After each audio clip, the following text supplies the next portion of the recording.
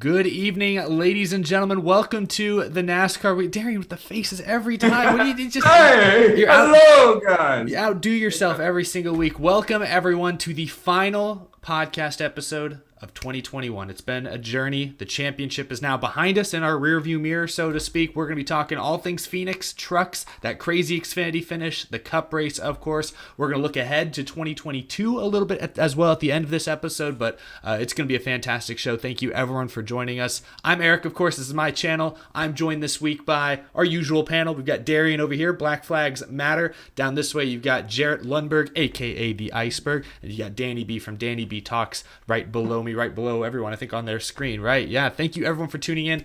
We've got a lot to go over, folks, but first, I just want to say it's been great, guys. This has been an amazing year. I'm not going to get emotional yet. Maybe at the very end of the show, I'll get a little emotional, but this is 4 years now. We've been doing this show pretty much every Wednesday night. I don't think we've missed a week, at least not a week where there's been a race. I don't think we've missed a week since 2018. I think that's pretty remarkable. So it's been quite the journey. But let's jump right into Phoenix. We'll start with the Cup Series race because Kyle Larson is not only a 10-time winner, he's a Cup Series champion. Jarrett, who picked? You picked Truex as well as I did. Who picked Larson? I picked Truex. I picked Larson. All right, I'll start with you then, Darian. Kyle Larson gets it done. How are you feeling when he crossed the finish line? Look, let me just say this first off. I mean, congrats to Kyle Larson, man. 10 wins, the first double-digit championship season in terms of victories since Jimmy Johnson 2007. I mean, just the level of dominance he had all year was absolutely phenomenal. But we can't ignore the fact, and it's this.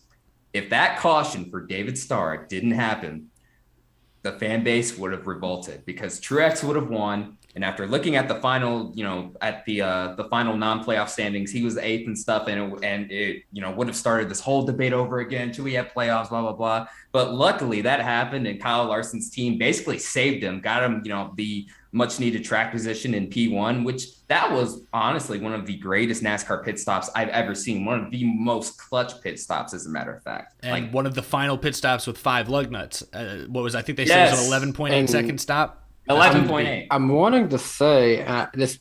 I think I might have heard this from ESPN, so it's probably not a real fact.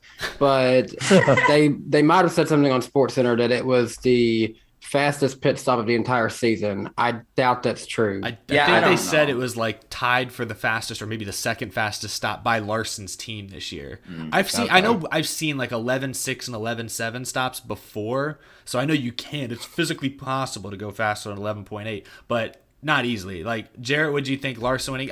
We can start with what Darren's saying about the format, because he's got a point. Martin Truex Jr. or Denny Hamlin was going to win this championship if not for that final caution and that incredible pit stop by Larson's crew. So, say it goes green, what do you think the fan reaction would be like? Well, I think that I personally think Denny Hamlin probably could have got it done still. And I will say I think Denny Hamlin would be the only other driver who I think was on the same level consistency-wise as Larson. But if Truex wins it, because he's Martin Truex Jr., and because it seems like every time he wins anything, it automatically becomes like the most boring part of the season, I feel like it would have been last year times 1,000. And I think only because of that and the fact that Kyle Larson is the only driver out there who has comparable fan support to Chase Elliott. And if Kyle Larson lost for that reason, the same way in similarity to like Kevin Harvick last year, man, the chat would be a cesspool right now. It'd be crazy. Like, it would be absolutely awful. I think we would actually lead off with that. Like it would be that like bi-yearly debate of like, did the champion actually deserve to win? It would have been like a nuclear bomb went off, in my opinion. So I mean, listen, I'm happy that the guy who I think deserved to win the championship the most won. But I have to admit that missing out on that great amount of chaos is a sad thing to think about. David Starr saved the day. My Eric. boy. Isn't he from Houston? He wasn't in the Whataburger car this time, but David Starr in the Whataburger car, baby. He's going to go down to the history books, a living infamous legend. That should be Kyle Larson fans' second favorite driver there forever. David Starr, y'all. He saved the day. I want to say this, because I think obviously you can make the case for Larson, 10 wins, most since Jimmy Johnson 14 years ago. He's a deserving champion. You could argue Hamlin, who I think had the best. By the end of this race, Larson might have actually been tied, but I think coming into this race for sure, Hamlin had the best average finish on the season. Martin Truex Jr., I think you could at least make the case that they went into the season with a strategy. We're going to dominate the 750 ovals because that's what wins championships, and this would have been their 5th win of the year at those types of tracks. You could at least make the argument that, okay, they played the game right, they deserve it. Chase Elliott was the only one, in my opinion, that I thought, how are you going to defend this if he ends up winning the championship? But through the first half of this race, at least, I thought he had the best car. I think he led the most laps. I don't know if he led the most laps in the race, but he at least did in the first half. And I was thinking to myself, oh boy, back to back. He stayed right there with Larson for most of it. I want to say I think Larson ended up leading the most. But yeah, I mean, I guarantee you, man, if he wins, you just get Mickey, yes, the Mickey video. All the Mickey Mouse stuff coming back. Bad time to do that with Eric drinking water. That was a dangerous moment. My PC is. And also fun. He came close. But really quick, I'm looking at the laps led. He came close. Larson led 107 laps, which was the most. Chase led 94. Yeah, so it's close. So he came very close. Jared, and also, go ahead. I was just gonna say, Jared, I don't think he was doing the Mickey lap. I think he was doing the I'll do it again. Yeah, it's the Gooby video, bro. But really quick, the demons told me to. Really quick, fun fact here, guys. So we have now had 7 different championships in the past 8 seasons of this format. That has not happened since NASCAR's inception. In their first 8 seasons, they had 7 different champions. And the only repeat champion during that era was Herb Thomas, I think, in 51 and 53. I will tell you what, you know I'm not the biggest proponent of this format. I will defend this format to the death over any of the pre-1975 formats. Yeah. Like those were awful.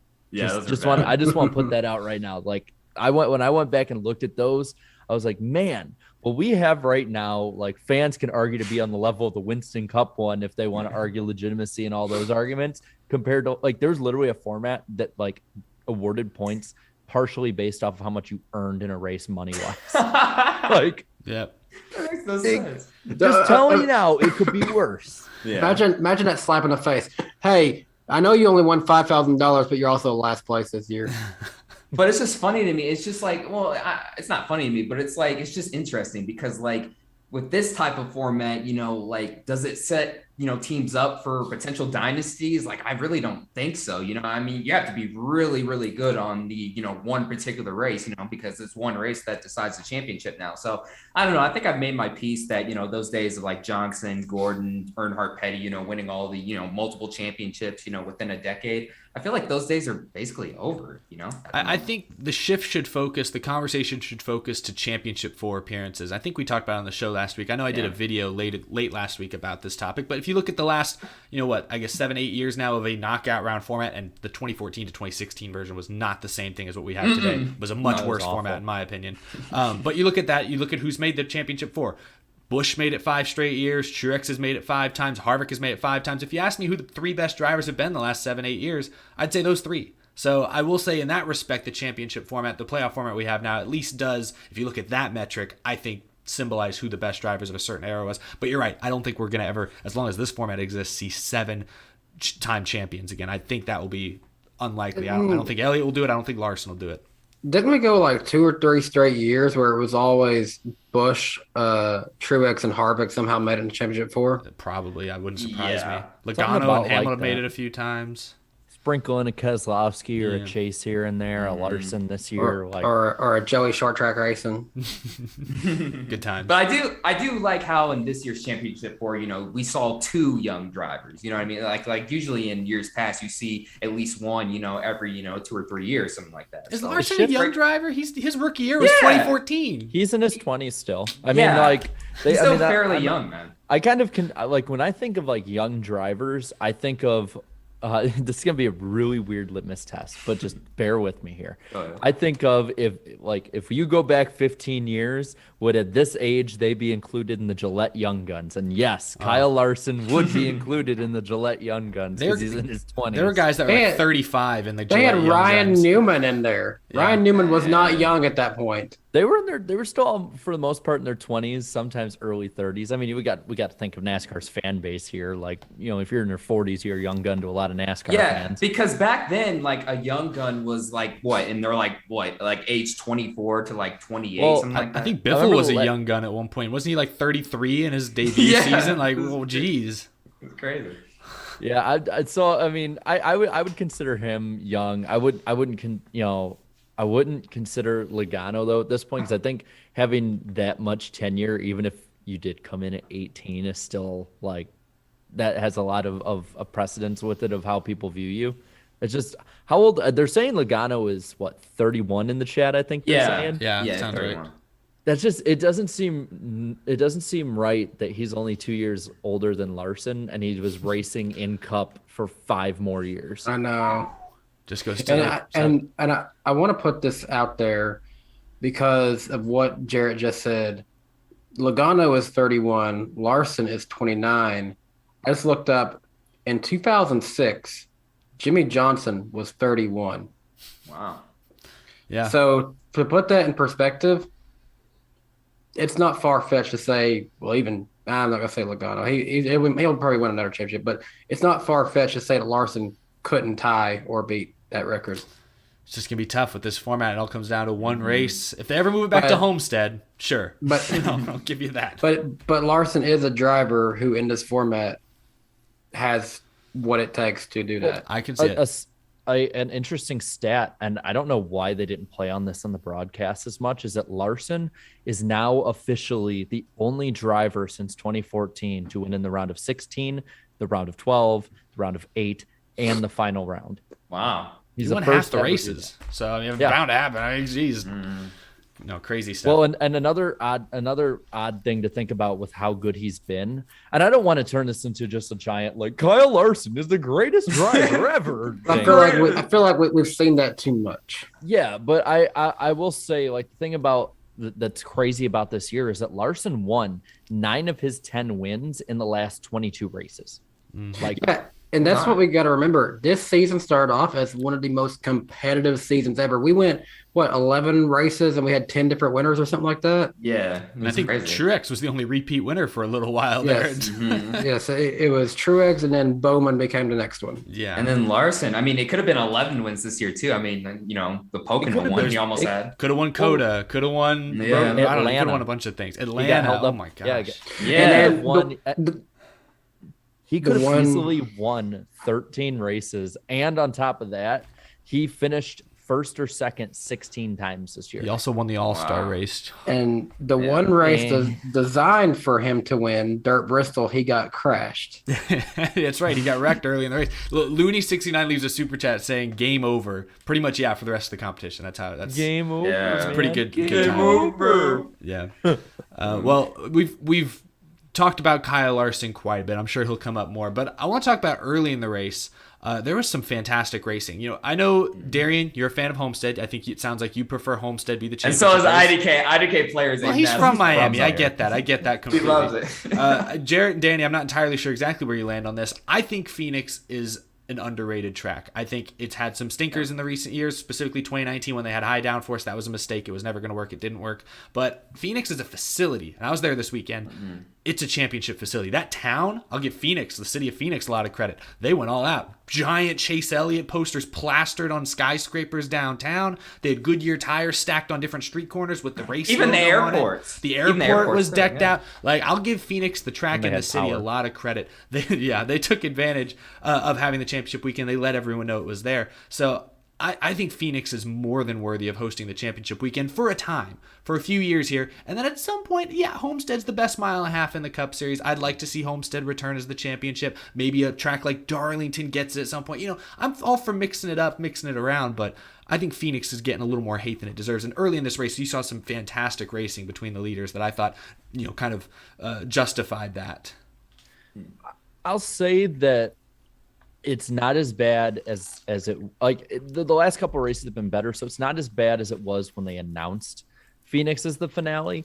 I think that the deal is, though, with like the Homestead v Phoenix kind of thing, is that Homestead, if you think about it, when it comes to tracks that hosted the finale, is the most significant track in NASCAR history. When it comes to that, it has hosted the most finales, crowned the most champions out of any track in NASCAR history. You have like an entire generation, maybe two, that have grown up with it. So I think like there's that little like disconnect with fans where they're like, wait, this is supposed to be the second to last race of the year, not the last one. But I would say I that 5-car battle starting out, like that was Homestead-esque with the kind of racing where you had different guys running different lanes depending on how their car was performing X amount of laps into the run. Would I say that like Phoenix should be somewhere that by 2025 we're still going there for the finale? No. But if they're going to do a rotation, like, and we'll talk about probably a little later, like Steve Phelps has alluded to, I would be okay, especially with what we have now. Again, next gen car is going to be a whole different animal probably. But with the information we have now, I would be fine with Phoenix being in that like final kind of like 5 or 6 track rotation cut. Sure. Yeah. I mean, you got to think like too, the rotation is going to be ISC tracks and they're not going to move. Yeah. I could see maybe going in that round where Talladega is, so you have chaos at Talladega, a little more controlled race at Phoenix. It's just tough because in November it has to be a track in the South. I think like Martinsville's as like far north as you can risk going, and that might be too far north. So it makes it difficult being the ISC tracks probably get the priority there, but I would like to see one time Bristol as a championship, sure. and you can't say it's too cold. Because honestly, I experienced college football in Lexington, Kentucky this weekend, and I've experienced it in Knoxville. Everyone experienced pretty cold temperatures at Martinsville. Honestly, it can be done, especially as we now are getting to where it seems like the season's ending earlier and earlier. Bristol as a championship race is feasible temperature-wise. This is kind of an outside the box question. Do you think NASCAR would ever consider a road course as a season finale? No. Like, ever? No. I think someday they could. The I think they could someday, but I don't think in the next 5 years for sure. That'll happen. Good win, Chaser Kyle. yeah, basically. But it'll be Chase Elliott Jr. by the time they do it.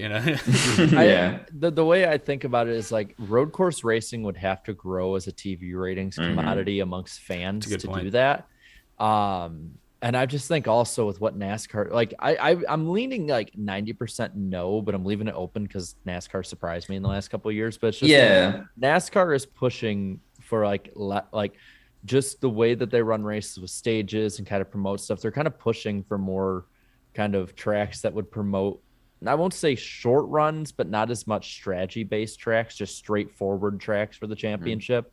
And I can just imagine if they go to Sonoma for the championship and they're like, Kyle Larson is leading the championship standings, but he can't make it. But then Chase Elliott in 29th will be able to cycle out as the leader with 3 to go. Oh, that would be so following bad. us. That'd be so terrible. I feel like that'd be something they wouldn't want to try and do, and especially like, no offense to Rick Allen, but he's no Mike Joy with that kind of stuff. I feel like he'd be like, and Truex with the aggression in the pit cycle is ahead of Elliott. That pit gun is aggressive. Yeah. No. Hey, I'll give Rick Allen props. His calls were pretty spot on this last week. The Daniel Hemric championship call, which we'll talk about in a minute, was really good. It was great. Jarrett, you forgot to add in. We got a car on the wall.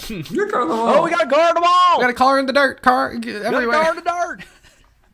It's going up a hill. Actually, this late in the year, how warm is it? Would it be grass? I don't know. Oh, something. I want to mention JC Award, and we'll read all the super chats at the top of the hour, so really appreciate the support. But he says when the Fontana short track is done, and I'll add if it gets done, I would bet money that ends up being the championship race, and I would agree. I think he's probably right about that.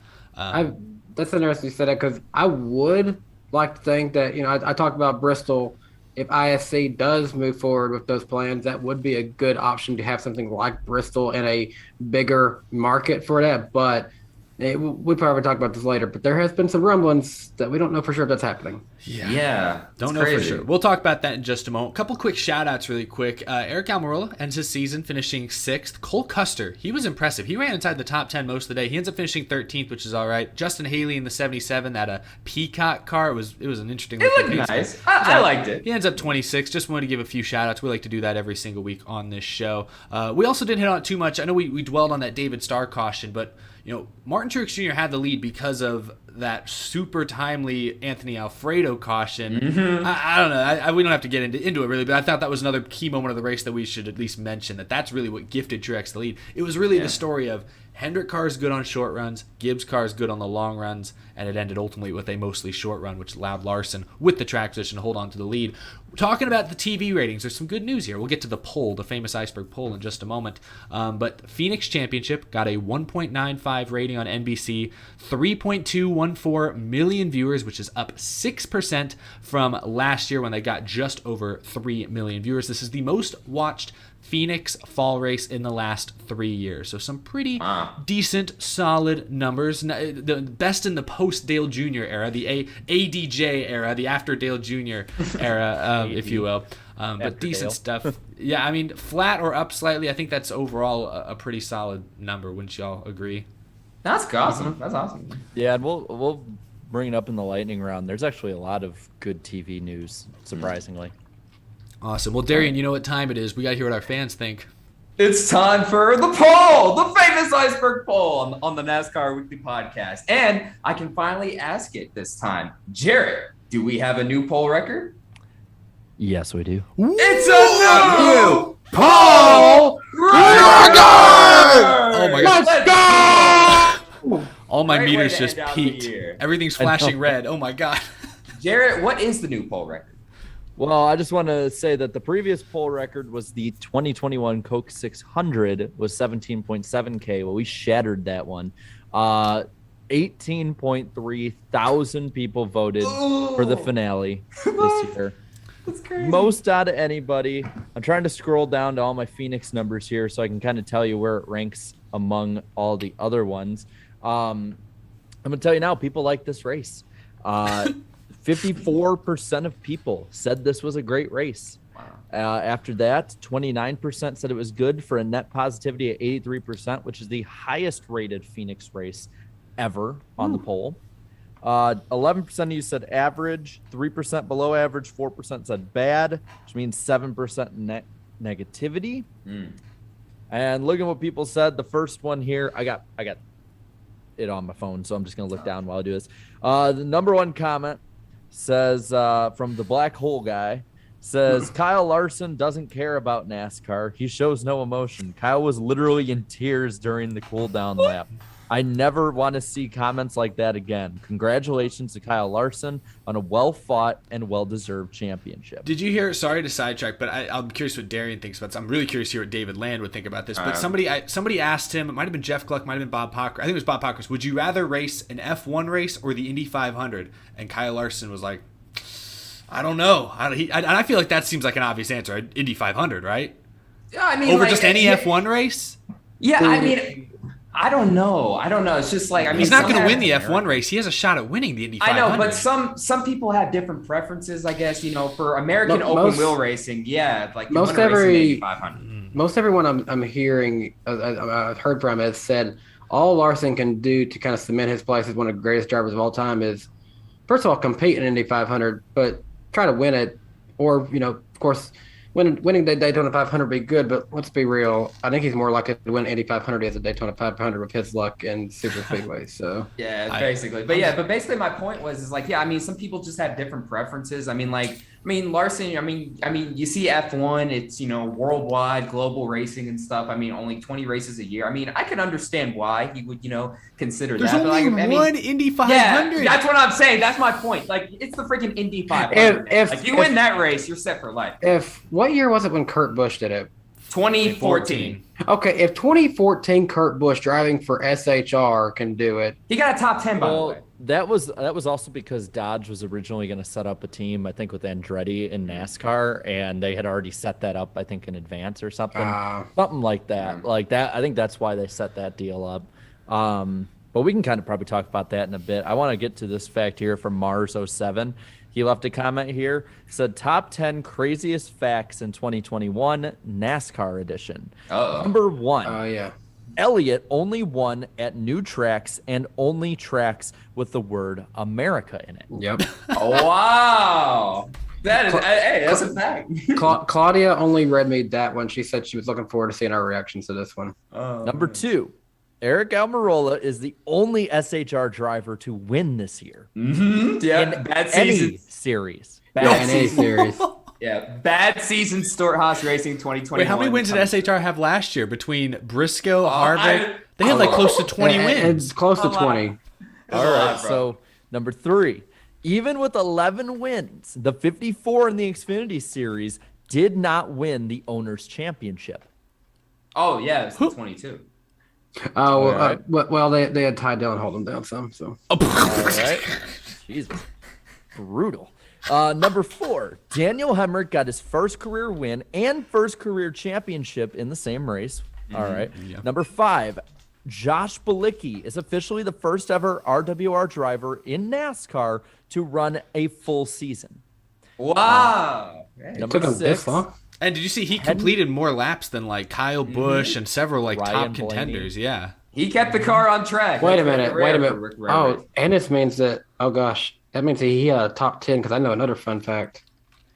Number 6, Hendrick has 17 wins this year, which is the most they've had since 2007 when they won 18 times. Number 7, Harvick hasn't won at all this year after 9 wins last season. These are some fun facts.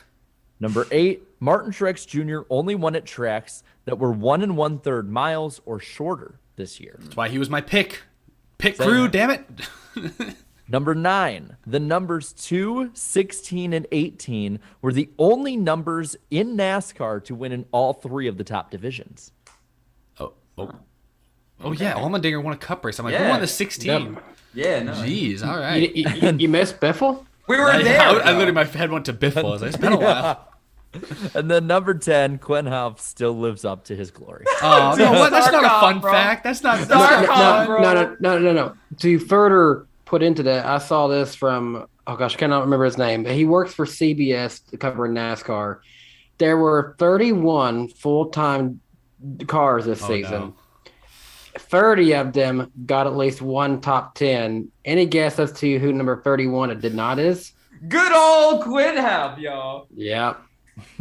Well, here's a few others. I looked in the responses to a response to the poll.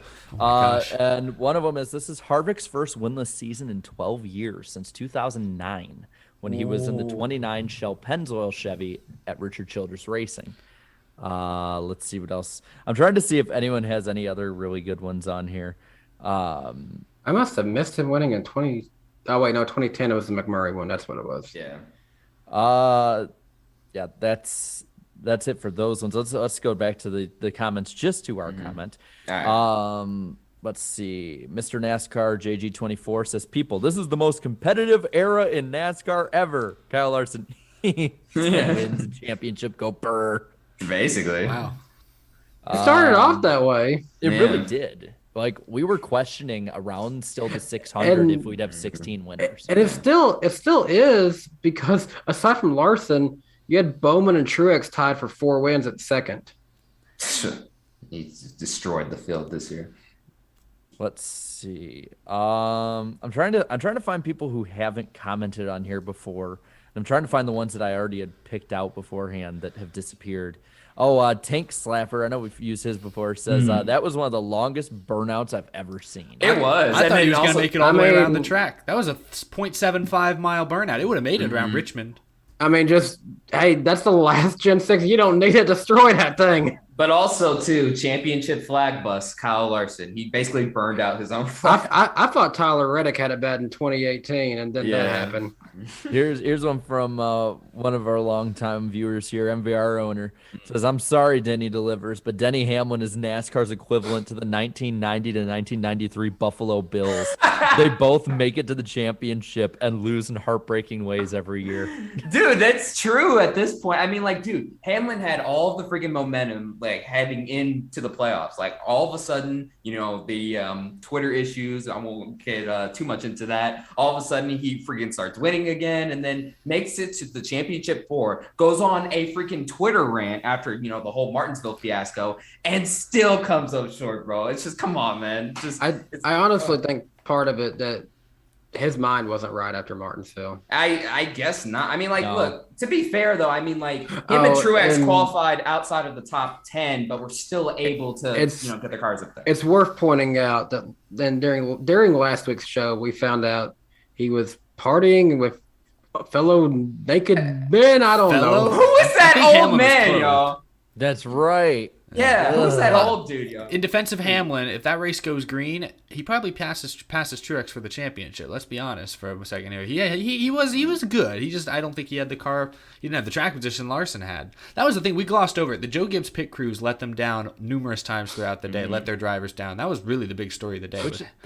That's so surprising because they're usually the best. Remember, like 2018, we were talking about what I kind of dubbed as pit gun communism because the Gibbs guys were so damn good on pit road, like that they had to even out the pit guns. Yeah.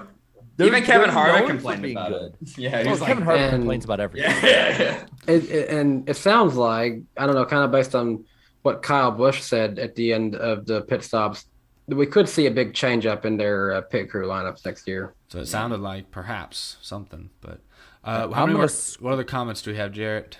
I'm gonna refresh it to the newest, and then I'll go to the first comment. So sweet. I'm not reading the newest. I'm not reading the other two either. Yeah. We're just gonna go to the first comment because I'll read one super chat that made me laugh. Flying Gator says Hacklin leads the Coca-Cola racing family. Oh my god! I seen him say that on Twitter. That was funny. Dang. Yeah. All right. All right. Is it positive or negative for the first comment? Negative, bro. It's gotta be Denny negative. delivers. It's negative. Negative. All right. He says, Denny Hamlin, long run and championship. Here we cut. David Starr has yet another hack moment. Brings out a caution. Boom. Dang. So, I think that's negative. That's not like bad negative. It's just kind of a downer. negative. It's a downer for Yeah, Hamlin it's fans. negative. Sorry, Hamlin fans. It's a positive for everybody else. I feel so bad for Denny delivers. Like, I know. Well, and it's funny as I do those Winston Cup points, and Denny still finished second in those. He two. finished second in the non-playoff points on Racing Records. So I went through it for my video about Larson. I looked through every format in like the last 40 years, and every year Denny, except for this one, Denny Hamlin finishes second to Kyle Larson, no matter what. And Wow. the bad thing is, like, I don't know why, because I don't recall him doing insanely great in 2013. We went to Gen 6. I kind of feel like Hamlin might have a bad year next year as we go into this new car. But I don't know. Maybe. I remember 2013, Kyle Busch and Kenseth tore it up, and Hamlin was kind of the afterthought over Gibbs. Well, he also got hurt too. He did. He missed a few races, I Well, guess, but outside of that, when he was racing, he wasn't the same. he just may not have been 100%. That's a good point. He wasn't the same at That's a good all. point. Yeah, he did win the season's finale at Homestead at least. Though, Yeah. so that was that. Yeah. And When would it matter? Yeah. It would matter now. But yeah, so that was the poll. Thank you all for another good year, and Thank you, guys. Scream us out. And that will conclude this year's edition of The Poll, the famous Iceberg Poll on the NASCAR Weekly Podcast. We'd add an instrumental for all of Darian's intros and outros next year. We're going to get on that. We're going to find someone on Fiverr and make it happen. We got to get the budget for that. Let's see. Well, the Cup race was obviously the main event of the weekend. Congratulations again to Kyle Larson, Cliff Daniels, Hemric Motorsports winning the 2021 Cup Series Championship. But perhaps the best race of the weekend, is it really a shock? The Xfinity Series delivered yet again. Went out on such a high note. Daniel Hemric had not won a NASCAR race in his career. It hadn't won anything. Trucks, Xfinity, even that rookie year in Cup, didn't win a single race. But he showed up in the biggest race of his career, his third championship for appearance, mind you. He's been very consistent. And he gets it done on that last lap move, just barely nudging Austin Cindric out of the way in turn 4. I was at the track. I was right next to Hemric's pit box, directly across from the start-finish line. You'll see it in my video I post this weekend. It was nuts. It was pandemonium because when you're at Phoenix, you turn around, you can see the big screen, and I had a kind of a somewhat obstructed view of the big screen. I saw that he was like going in onto the corner like this on Cindric. Where's my hands? He was going in. He was making a move, and I'm like, is he going to hit him? But then they're behind all the buildings. I couldn't see. I'm waiting for them to come out of turn 4, and I see Hemric pulling up side by side. They smoke. They rub right across line. It was absolutely insane. It was probably the highlight of, at least for me, watching a race in person all year long. I was pumped up all night long after that. I can only imagine what it was like watching it on TV with the GOAT Rick Allen with the call. But guys, first and foremost, do you think it was fair or foul, Hemric nudging Cindric out of the way? Fair. It's completely fair. Yeah, I mean, with this format, I mean, you have to do what you have to do. Been doing that since 2014. I still say what happened at Martinsville is fair. This was definitely fair. It's fair. I mean, I put on Twitter, and it's funny because I put a complete neutral thought, and people, like, I could tell based on what they thought of the format would come at me or agree with me on. This is exactly what NASCAR wanted. Yeah, and also to emphasize this too, Daniel Hemric did not expose the system. He basically conquered it. Now, if he were to have finished second and not win the race, resulting in 0 wins for the year but 1 championship, then yes, that is truly exposing the system. Isn't that what we all were like guessing when we were doing picks last week? We're like, he's totally gonna finish second, win the championship. we were like, Allgaier winner or something like that. He'll finish second. But I mean, in the end, it's not like Hemric dumped, Austin Cindric. That was a fair racing move, anyways, in my opinion. Final lap, he hadn't won before, totally fair. They were still pointed forward, coming to the line, just together. Yeah, but still, I can also still understand some of the frustration with him winning, though, even though, yes, it's a feel-good story and all. Again, looking at the final points and stuff, he was like 135 behind Cindric. I mean, Cindric clearly had the better season, but I mean, hey, it's the playoffs. Huh? Here's what you got to look at it, though. Last year, I would say Cindric won the championship when he was probably second best. I still say Briscoe was probably better last season. So Cindric won it when he shouldn't have, and then Cindric lost it when he shouldn't have. But he's kind of asked for it because earlier in the week during media sessions, he literally said, "I wish you'd win already so we can stop hearing about this." He literally said that to Hemric. Be careful what you wish for. I wondered, though, because, going back to Martinsville, remember Austin Cindric, granted, he was already locked into the championship but he raced Noah Gragson extremely clean on the last lap, only for Daniel Hemric, one of the cleanest guys in the Xfinity Series, to not repay that favor. That's maybe not the right choice of words in the championship, but I'm with you guys. I thought it was fair.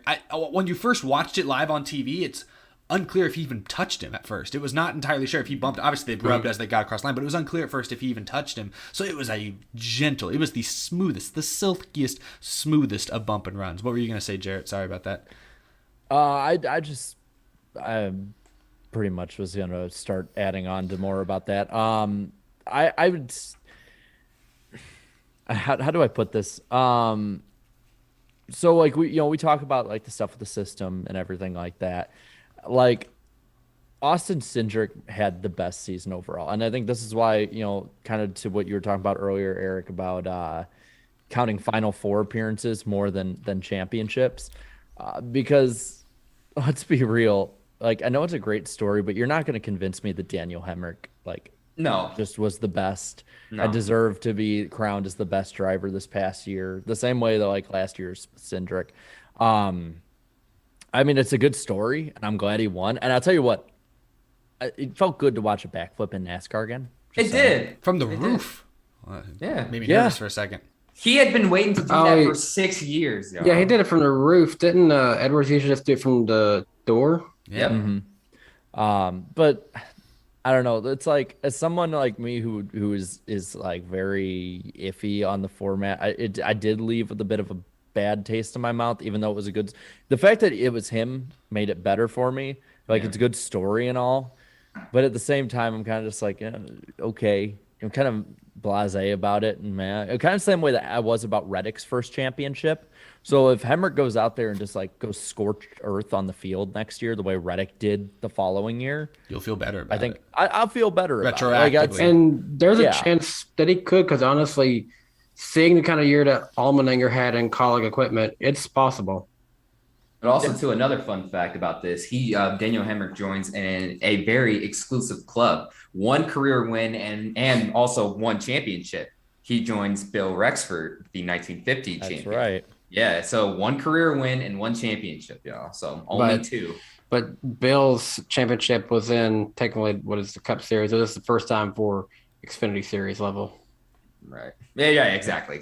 Hemric probably won't end his career with 1 win either. He'll go out and he'll win more races. Yeah. I mean, at the end of the day, it is a very awesome feel good story. You know, I mean, like all the adversity he went through all year, not winning a race for years in the top 3 series and stuff, and to win on the big stage in the biggest moment to come in clutch like that, it's absolutely awesome. But again, like I pointed out earlier and Jared pointed out, I mean, clearly wasn't the best all season. Whoa, hold on a second. Scott McNew with the ultra big brain fact here. You want to read it? Go for it. Yeah, well, man. I see what he said, but I also saw somebody else tweeted this. But yeah, Hemric winning and doing that backflip was exactly 5 years to the day from when Carl Edwards won his last race and did his last backflip in the Cup Series. So yeah, and Dave Rogers was the crew chief as well. Oh my God, now that I forgot about. That is ultimate big. I know, it blows my mind. Whoa. It's crazy. Whoa.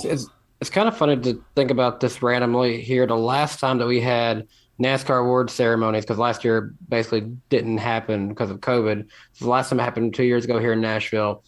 Hemric had just been announced that he wasn't going to have a ride for the next season. No one knew what he was going to do. And I remember seeing him there. He was talking to Daryl Mott, just kind of walking around. It's like, wonder what this guy's going to end up doing. Now, next time we're here for award ceremonies, he's being crowned a champion.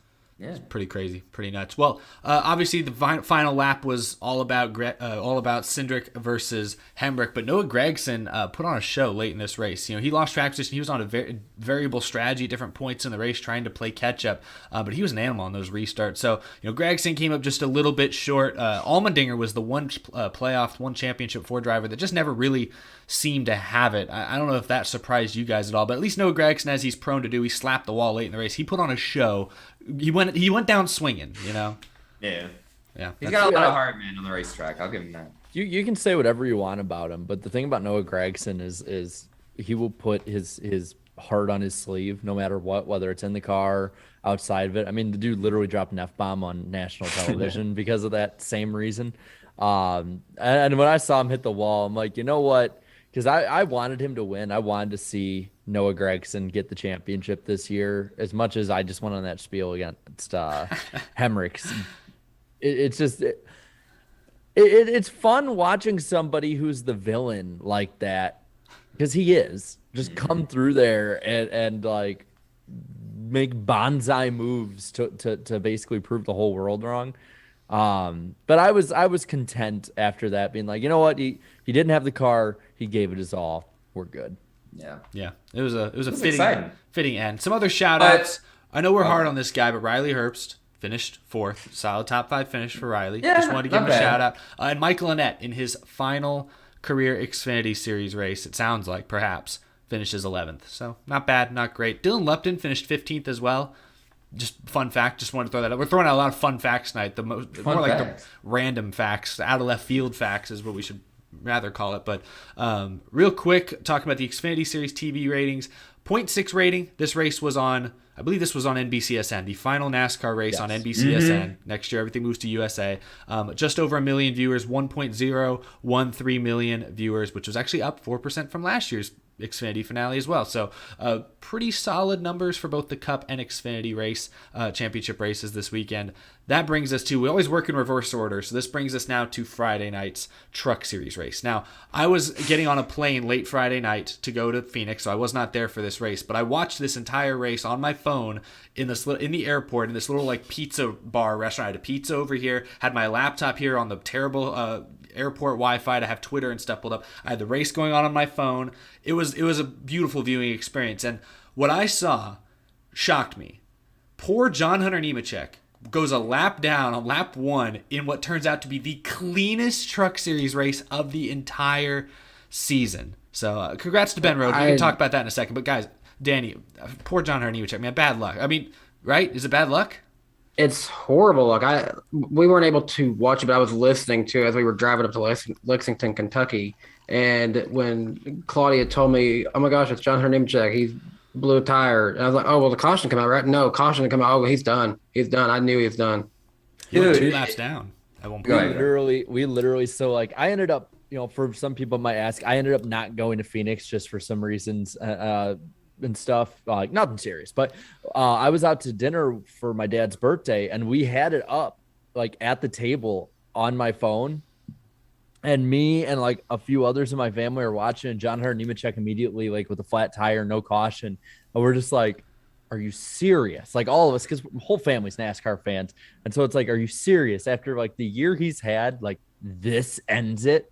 Like it's one of those deals where it just doesn't feel real. And it kind of just feels like, it felt like it was going to start and be the start of like the most amazing comeback for the championship ever. And it just never happened. Because like you said, Eric, like nobody crashed. It was like the 1 week of the year where everyone just was like, you know what? It's the end of the year. Let's just ride this baby out, man. Let's just ride it out. And whoever gets it. And we're good. And then the championship 4 weren't even factors in this race. Everyone who hadn't been much of a factor at all this year was suddenly a factor. You had Friesen, Chandler Smith, and Sheldon Creed was hit or miss, but Sheldon Creed was up there battling for the win. So many people who had been non-factors decided, hey, I want to win. Yeah, I have 2 things to say about that. So first off, that was like one of the most hilarious championship 4 moments ever. Like, I feel bad for John Hunter, but it's like, dude, again, another example of a driver who, getting sacrificed for the system once again. It's like everything that could go wrong in those first 10 laps went wrong. The flat tire, no caution. And then all of a sudden he's in the freaking wall. And then all of a sudden he's 2 laps down. But we also have to remember this. They played themselves too. They could have easily gotten one of those laps back earlier on in the race, and they didn't due to a horrible strategy call. I think what caused that was, if I'm not mistaken, during a caution, they ended up pitting when they probably shouldn't have. The idea was, I think they thought maybe if they didn't pit, they'd be on such old tires that they'd get lapped, but they weren't. It wasn't clear. It was definitely, TV seemed to think otherwise. Yeah, but also too, it wouldn't surprise me if they were like, "Hey, this is the Truck Series. We've had so many cautions anyways. We're gonna get it back." That's probably what they were thinking. This happened to be the most cleanest race all season, in my opinion, too. I will say, real quick. Go ahead, Jared. For those who are watching or listening right now who are over the age of 21 and just have the time for it, drinking game. Every time Darian talks about the system, take a shot of your favorite liquor.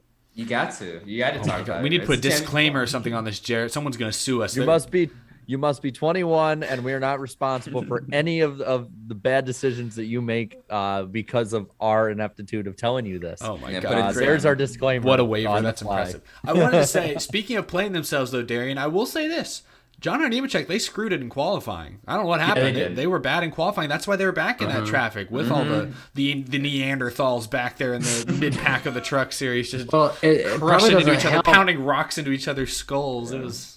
So they put themselves in a vulnerable spot in qualifying, which is point number million why qualifying is a good thing. And poor Kyle Busch is just sitting there watching the whole thing on pit lane. He's just like, what? And when it's all said and done, he's not poor that much. I know. Smith won the race. I hope his mother this time. It's like at least there's that. It's like they gave Chandler wrong car. They gave Chandler John Hunter's truck and then gave John Hunter Chandler's truck. In fairness, if there had been one caution in the final 20 laps, I think Nemechek might have had a shot at the win. He was coming. He was coming. He ended up on the lead lap and battling up into the top 10, got close to the top 5. He would have been in contention.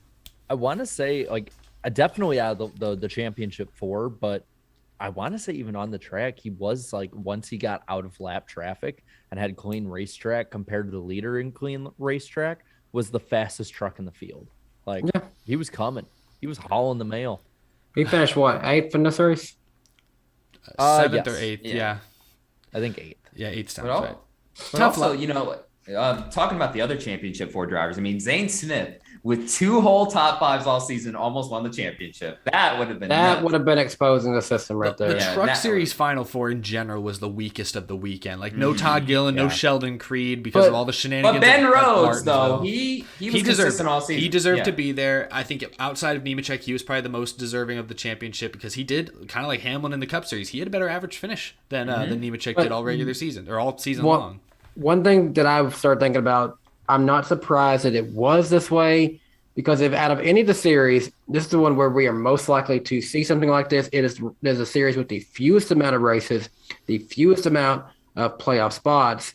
And because it has the fewest amount of races, let's think. We had 5 Kyle Busch wins. We had a Ryan Preece win. We had a Martin Truex Jr. win. So it runs the potential for a lot of those race wins to get taken away by Cup Series guys. That's a very good point, honestly. The fact that Ben Rhodes had 2 wins on the season, and I don't know off the top of my head, but that's probably second or third most in the series this year, among regulars at least, like outside of Nemechek. And we forget Nemechek won 5 races.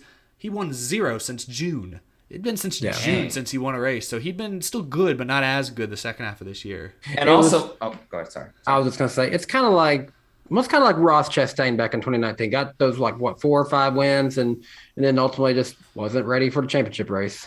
But also too, like to point out really quick, Ben Rhodes' 2 wins. They were during the first 2 races of the season, and then doesn't win the rest of the year, but still win. I mean, both at Daytona, different kind of configuration. Exactly. So he basically won at just one track all year. But I have to say this too, Ben Rhodes, I did not know that he had such a freaking personality. That post-championship interview, one of the best ever. Brad Keselowski levels. Yeah, Brad Keselowski was great in his championship. I mean, Ben Rhodes was great in his championship. The way he was describing like the final laps and shipped in and stuff, that was hilarious, man. I hope he gets a Bud Light sponsorship just because of that. Yeah, that's his only sin. He was drinking Bud Light. That's probably the only sin. I don't know if y'all noticed at one point, but I think it took NASCAR a while to realize, oh my gosh, he's up there with the rival beer company. So they literally had someone take that away and gave him water because they didn't. They're like, he should probably only have Busch up there.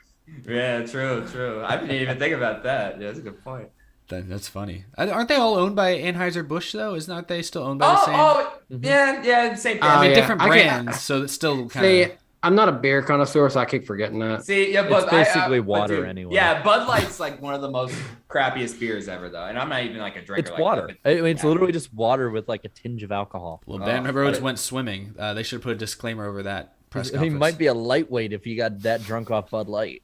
But the fact that Ben Rhodes, he's a champion. Like imagine saying Ben Rhodes would be a future NASCAR champion in like 2015. You would have gotten scoffs. You know what I mean? Like he's improved over the past, half decade and stuff. And now look, he's a champion. And they mentioned on the broadcast, he's mellowed out a bit. Even a year ago, right hooking Eckes into the wall at Texas. Yeah, I was just about to say, can y'all remember how much we did not like Ben Rhodes at this point last year? Mm-hmm. But dude, the only Ben Rhodes fan that I know in this entire in this entire world, Brendan Littell stuck it within thick and thin, bro. He's been a Ben Rhodes fan since like I think 2015, 2016, and I would always ask him like, why? But now I know he's why. a Logano fan as well, so he's got thick skin now. He's been through the ringer. Yeah. He's been through it, bro. Yeah. He's been through it. Well, truck race was probably honestly the kind of the weak link of the weekend, but Ben Rhodes made it a show at the end. Mm-hmm. Obviously, a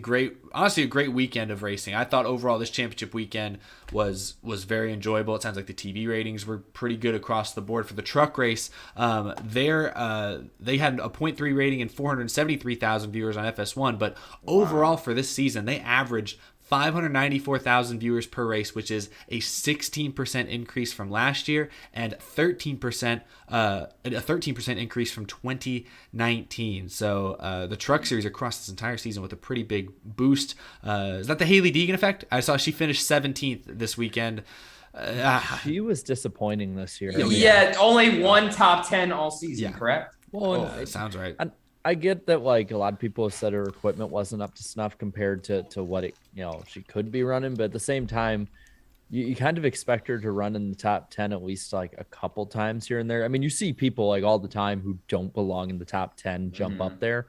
So I'm hoping next year either she gets better equipment under her, because I think that was part of it, and I think also part of it is I hope the learning curve is not getting steeper for her at this rate. She has enough funding, and honestly, DGR, while yes, they put together a race-winning truck for Ryan Preece, and they have the good connection with Todd Gilliland, I just don't know if they're quite what fits best for her. And with her funding, she honestly needs to try to get with something like go to KBM.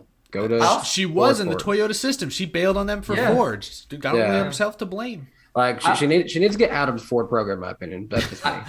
I also wanted to point out too, I mean, like despite her struggles, still a 13% increase all season. That's pretty damn good for the Truck Series too. But I mean, as far as her performance is concerned, however, I mean, Garrett Krause, I mean, he wasn't perfect this year by any means, but I mean, he was the entertainment. He was basically the entertainment, you know what I mean? But it's like, at least you would, see flashes of him up front. I can't really remember at any point during the 2021 Truck Series season where you saw Deegan inside the top 10 consistently. You know what I mean? So I just don't. My mind draws a blank, basically. We'll see. It's hard to say because across the board, Ford was worse this year. Not just in Cup, but even in Xfinity. I mean, outside of Cindric, I know Herbst, obviously, you can just say Herbst. I know they don't have much of a presence in Xfinity, but in trucks, I mean, the Championship 4 was Crafton and Rhodes, both Toyotas, Zane Smith, a Chevy, and Nemechek, a Toyota. So they didn't even have a Championship 4 truck in trucks. So Ford, I think, across the board struggled a bit as well this year. Yeah. Anyway, still good news for the Truck Series when it comes to ratings. Glad that Vince Welsh and Michael Waltrip didn't scare people away throughout the year. I'm honestly a little stunned. They went to a full-screen commercial break with 20 laps to go on the season. Oh, yeah. Yeah, what was that? That's typical Fox, bro. Certified FS1 moment. It's not like they hadn't been going to side-by-side commercials throughout the entire race. Oh, and speaking of commercials too, we forgot to point out, we saw the championship merch early for the Hemric cars, during the. So on the sports app, you got Larson and Elliott ads, and people on Peacock said they got Hamlin ads. That's correct. Wait, no Truex ads? I don't think so. I'm sure it was there somewhere. That'd be surprising. They probably got him on the South Dakota broadcast. People just kept coming at me on Twitter. It was like, they make that for everyone. Yes, I freaking know they make it for everyone. I've seen people have Hamlin champion hats. But why would you play that commercial? It is weird to play that before the race is over. Like, I was watching the baseball playoffs this whole last month, and they'd show get your playoff team gear. They never say, "Hey, get your Red Sox championship gear" before they even make the World Series. Yeah, playoff is fun. And if you want to make a commercial like that and air it neutral, where you show a Chase Elliott thing, then you show a Hamlin thing, say whoever wins, you'll be able to buy their gear after the race. Don't say congrats Larson they literally said as he hoisted the trophy. You know what? That was weird. That's a weird way to do it. They did it before the race ever started. This conversation is proof, though, that this was a really good finale weekend. If this is the biggest gripe that any of the four of us have. That they went to commercial, we wanted to see the racing. It was good. Yeah. Well, we missed the pass for the lead. Oh God, that's right. It was like that. It's like that Simpsons episode where Homer goes to a NASCAR race and then every time he turns around he misses every crash or every big thing that happens. That was Fox this year. Every time something happened, it's and they're 4 wide for the lead. There's cars flipping into the stratosphere. Let's go to commercial and see the Applebee's commercial now. We fancy Applebee's. No, I ain't singing that song. But dude, oh god, just did. It was an awesome championship weekend. But the sad thing is about the Truck Series, though, we will never hear ever again Sheldon Creed ever again. He got moved up to Xfinity. From Fitz Welch, though, we're not going to hear it. Yeah, he could get moved up to Xfinity if Mike Joy retires and Adam Alexander is moved up to. Oh goodness! The planets align. They're going to do it just for spite. But I also want to point out too, Speed Channel died for FS1. By the way, just the fact. Hey, this is another thing. We went off talking about the commercials. Eric, I want to ask you because I don't know where your view was. Did you happen to see driver introductions and what they did with Hamlin and then open the door on Truex and then he's just standing there awkwardly and they shut it on him? I didn't. I heard them introduce I think Hamlin twice. It was weird the way they did it. I didn't see it, but I heard something. I was like, wait, I thought they already said that. That's what I was like. Wait, didn't he just walk out? And all of a sudden it opens up and you literally see Truex standing there and then all of a sudden it closes on him. Dang, that's rough. Could have taken the guy's head off if they weren't careful. That would have been season-ending injury. That would have been terrible. Glad nobody got hurt. Glad the season is over and everyone's okay. It was a heck of a championship weekend. I had a lot of fun out there. Encourage everyone to get their tickets for next year's Phoenix race because it was a very, very fun weekend. Great track, great facility. Aside from the $19 nachos, that's a freaking joke. That's highway robbery, y'all. Man. Honestly, I think your nachos still look better than Jeff's pathetic burger I saw. Yeah, he was not a fan of that one either. But let's talk real quick before we get to the mailbag and then we get to the lightning round. Then we got to answer some super chats. Let's talk about the 2021 season just more generally for just a moment here. The good, the bad, and the ugly moments. There's a fine amount of all three, quite honestly. But I want to go through the list here.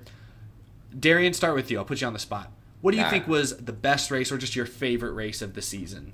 Oh, the best race of the season, man. There were so many, and we went to so many in person this year too. I mean, I gotta say, I mean, the Indy road course race was way more entertaining than I originally thought it would be. Entertaining is a good word to use. That falls into the ugly category. It does, yeah. In a very ugly way, it was extremely entertaining. But like overall, I'd say the best race all year. I mean, I just really love the playoff Bristol race this year, man. There's so much drama there and stuff.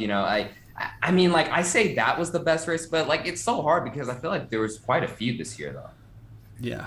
See, my favorite race was that weekend, but Xfinity Bristol, like that race. Was good too. Oh man, that race was great, and then that finish, sliding across the finish line, going to the ambulance. I mean, glad nobody was hurt. We don't want people getting. I'm not like the owner of Talladega. Who was it? Who's the guy who said everyone? It was That's why the car should look. Yeah, no, I don't mean that, but still, yeah. That's in my ugly right there. Like That part of is. my ugly. Like, and I'll get to the ugly stuff in a bit. But dude, I remember being in the stands, and I just went, "What in the actual f are you talking about, dude?" And people were cheering too. They were. I just like there's this dude behind me being like, "Rick Gregson." I'm like, what the hell? Another Gregson hater, bro. Like he's not even in that race. Oh my god.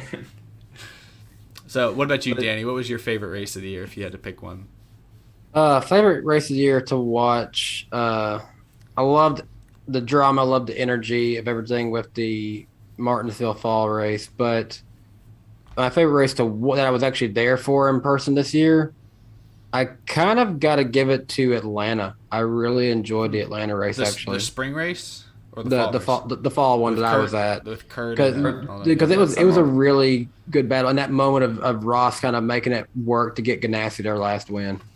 Oh yeah, true. The implications That's right. behind it for sure. That makes it stand out. For me, I don't know if I think favorite race there, probably Bristol night race like you were saying, Jarrett. But as far as races I was at, Darlington, the Southern 500 to start the playoffs, that was a fun race to be at. It was long, but it was entertaining from start to finish. And Larson's desperation wall ride move on Hamlin that almost worked. Everyone was walking out of that facility with a smile on their face, even if their guy didn't win. Like Kyle Busch wrecked, fans were mad about that, but everyone was in a good mood after that race. That was a really, really fun one. So a lot of good. But what about some of the biggest surprises this year? We had some big surprises like McDowell winning the Daytona 500. That's got to be up there. AJ sneaking up out of nowhere to win a cup race that we didn't think may never see again.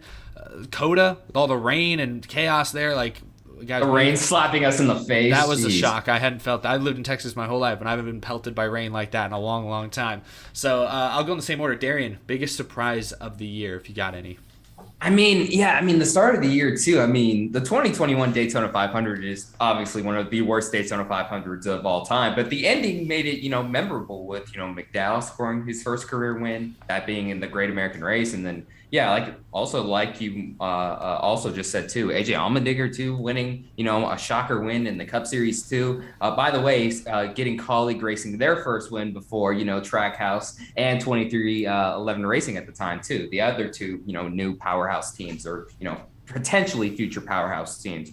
But I'd say that definitely stuck out to me. As far as the points is concerned, as far as big surprises, I mean, Stewart Haas Racing, I mean, just like their struggles all year from all their teams, not just the Cup Series, but Xfinity also, only nabbing one win altogether. That was shocking too. But I also have to say the biggest surprise towards the end of the year was the performance of Tyler Reddick. I mean, he was on it. I mean, he wasn't a playoff. I mean, well, When he wasn't wrecking William Byron. Yeah. I mean, he got knocked out of the first round, unfortunately. But I mean, still, he was still able to finish out the year extremely strong. So like his potential for next year too is there. I mean, his stock, entering the 2022 season is the highest it's ever been in the Cup Series for him. So I'm really excited for the future for him.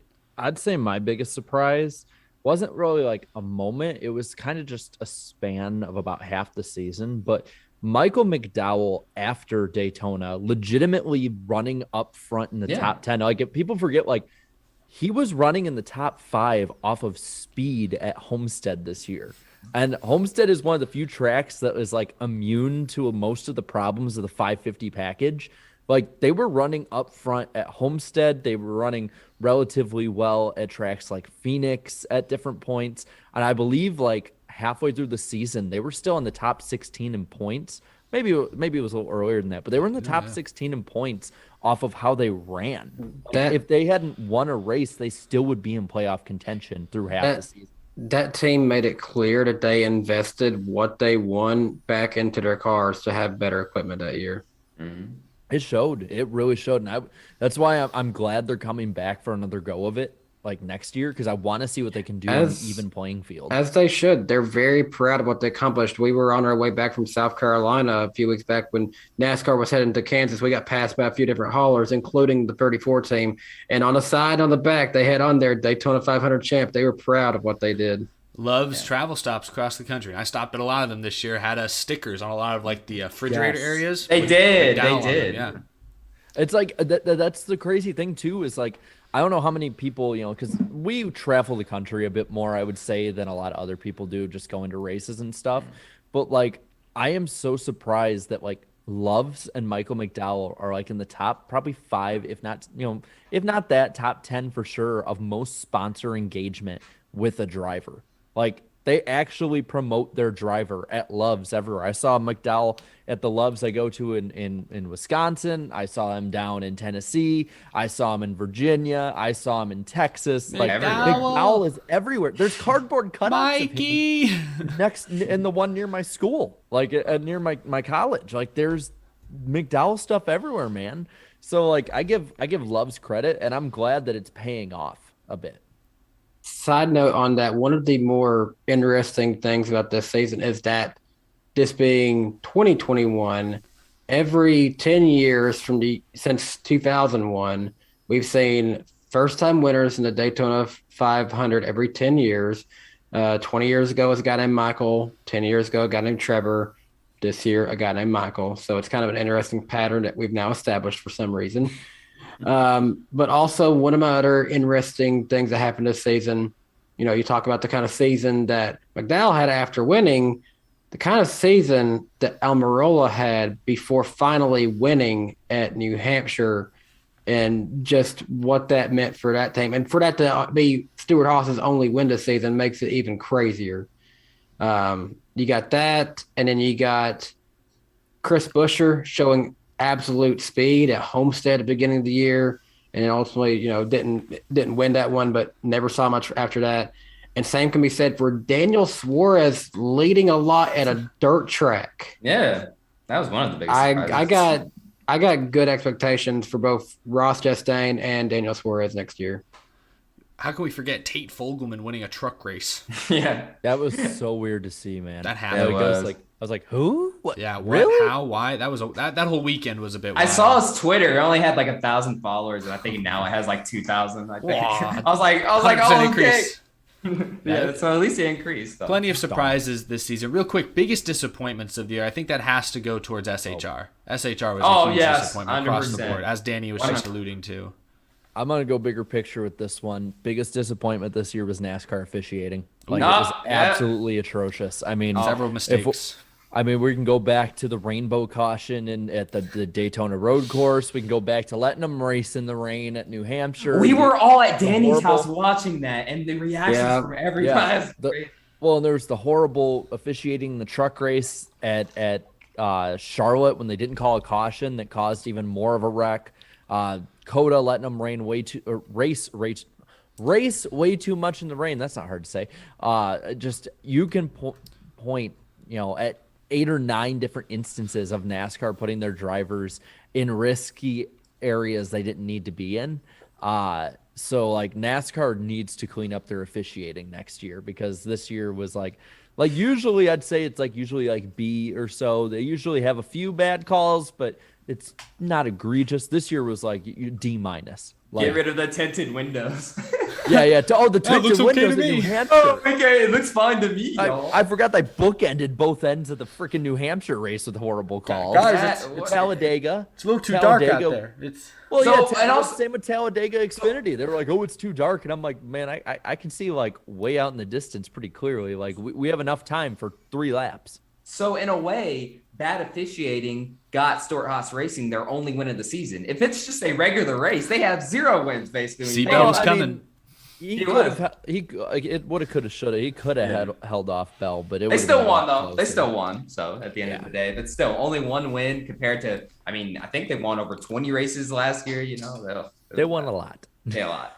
On the subject of disappointment and stuff, I've seen some people talk about this in the chat, and I just gotta say, man, I hate that Brandon Brown's first win has become what it is. Yeah, it's a shame too because again, NASCAR fans knew him, before all that as the underdog driver. The bad thing is if he wins another race, if he wins Talladega again, they're gonna say it, and you can't say anything because it could be because it's for him. Maybe there's a specific place that we interviewed the winner. Yeah. Victory lane, y'all. Yeah, maybe if we don't put ourselves in a box, we won't be in this situation. I'm just saying. I also thought about this too. Imagine if they did front stretch interviews after the 2006 Talladega race with Brian Vickers. Imagine that era with front stretch interviews. Or when Jeff Gordon was getting pelted by beer cans. Hey Jeff, how's it? Oh my God. He starts throwing it back. It just becomes like a snowball fight of beer. Yeah. I have to admit, though, it would be funny because there'd be that one guy, the dude on YouTube with the Vickers one in 06, who's like, Jimmy Johnson should be effing short. Like that dude. That was the greatest meme from 15 years ago that resurfaced a couple years ago. I love that soundbite. That soundbite's freaking amazing. I don't condone that, but it's still freaking funny as hell. Well, it's even funnier is there's a subsection of our audience that they're not even aware of it. I remember when David Land said it once and they were like, hey, what are you talking about? He should be shot. I was like, no, guys, it's a meme. It's a meme from our childhood. It's a meme. Y'all got to look into these things. Yeah. Yeah. Y'all heard of memes? Oh, guess not. Memes? Memes? Memes. Yeah, good stuff. Y'all pronounce it GIF or GIF? GIF. Yeah, GIF. Yeah, if you say GIF, you're an idiot. Jeff is peanut butter. Yeah, GIF. Exactly. I was about to say that. GIF is peanut butter. Crazy people. Goodness gracious. No, sorry. I don't mean to end this season on such a hostile note about how we pronunciate words. But 2021, I saw Jeff Gluck. Every year he averages up his was it a good race poll and calculates year to year. And 2021, according to what I saw today, is the best reviewed season according to Jeff Gluck's Twitter followers in the now few years he's been doing that poll. So I want to ask you guys. Fox said at the beginning of this year, best season ever. Maybe didn't quite live up to that, but was this a good season?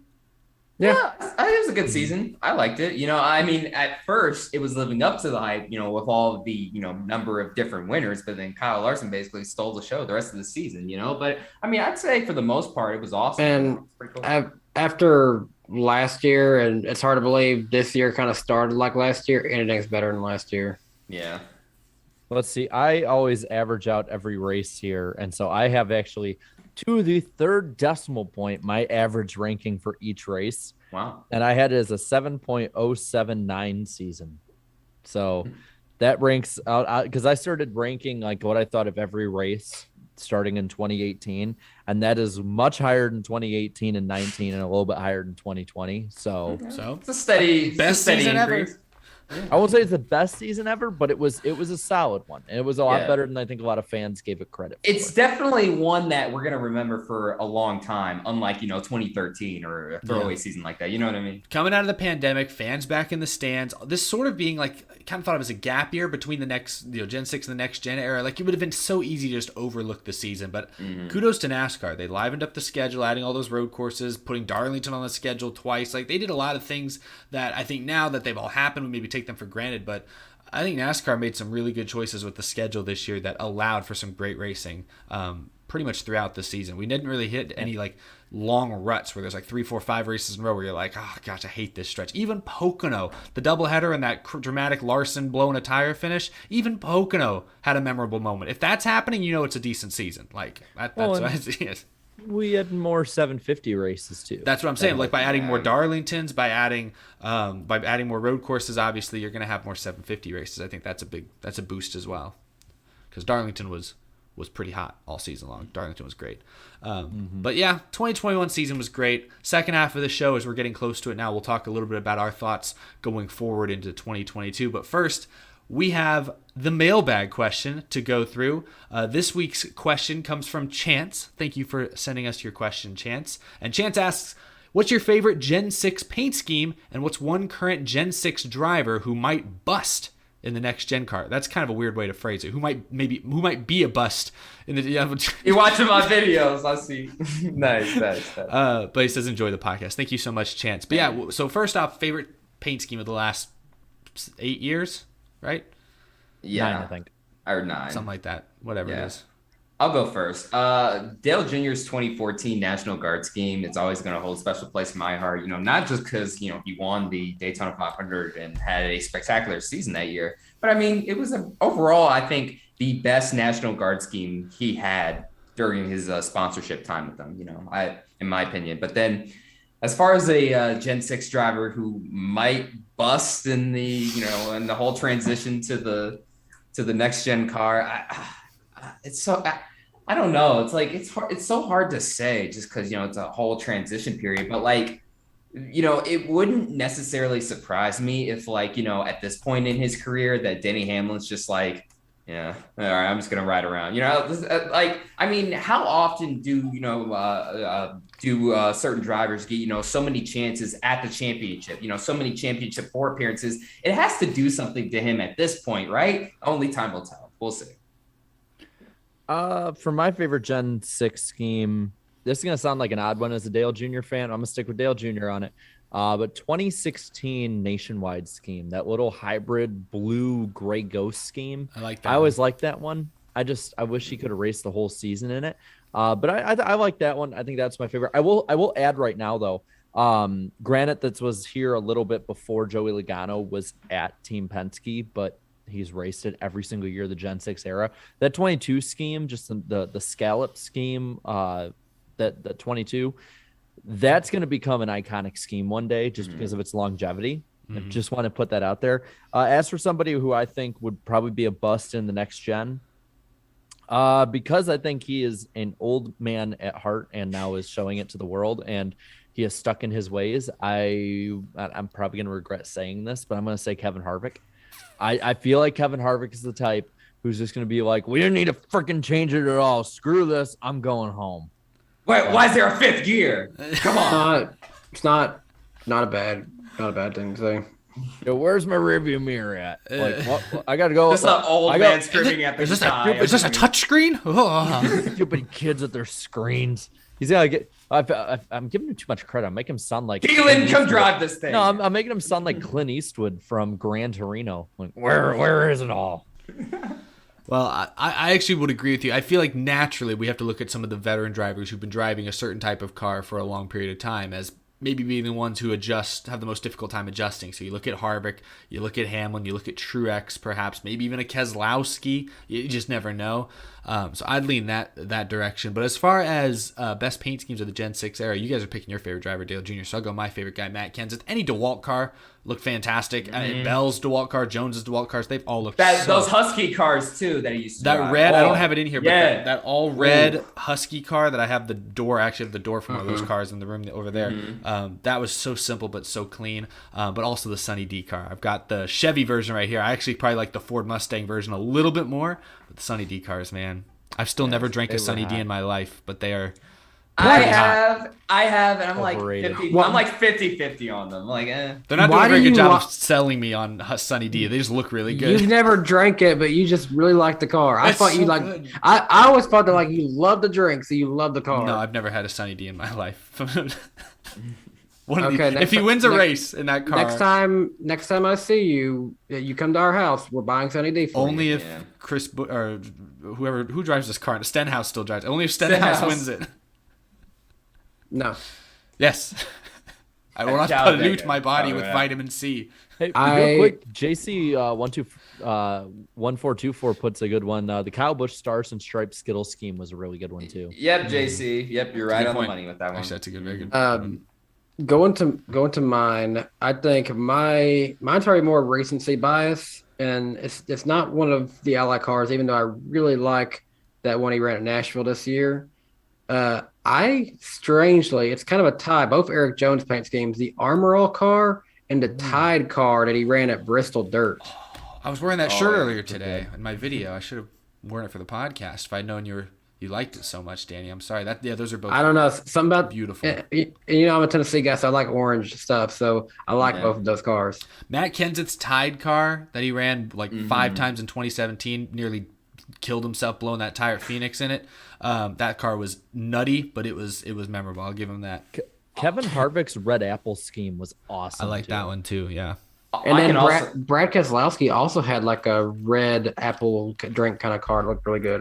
That was good too. I'll also mention Jeff Gordon's schemes from 2014. Oh, those were good. And then obviously the scheme in his final race in the 24 car in the championship for at Homestead in 2015.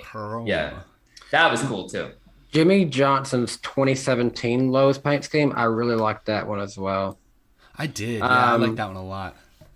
Oh, I never said driver who I think might flop into next gen. Say Bowman for the good luck, right? No, I'm not doing that. Honestly, because I think that they're getting closer to considering retirement age. I'm going to say Martin Truex Jr. potentially. Hey, one last one that I want to say was a really good scheme. I have been like heavy on this one being really good, even when everyone else said it was bad before the season. William Byron's Exalta scheme has I've noticed it's grown on the fan base a ton. I love that scheme, and I just love it because it differentiates him from the Jeff Gordon legacy. Finally, his own legacy. Someone else's own legacy in the 24. I despise those weird green ones he's been doing, though. Those are ugly. How do we forget this one? Even though, of course, there's some news about it this week. But Chips and Never 957 says, obviously, Kyle Larson's DC Solar schemes. Oh, yes. Those were good. I like them. Those were really good schemes. Yeah, they really were. They were okay. I didn't now, like DC Solar, they weren't the best company, but at least they had the best schemes. Thinking about Byron, so he ran that ugly green Exalta car, but he ran a paint scheme this weekend that was actually a sub-product of Exalta called like Raptor or something like that. It sounds cool. It looked hideous though. It's like if y'all looked at it in person, it's like truck bedliner. So on TV, it looked matte black, but actually, if you zoom into a good high quality picture of it, it's like the same texture as truck bedliner, and then it had like that green and the logo on it. I can't touch the car, so why do I care? Make it look pretty. I don't care what the. Jeez.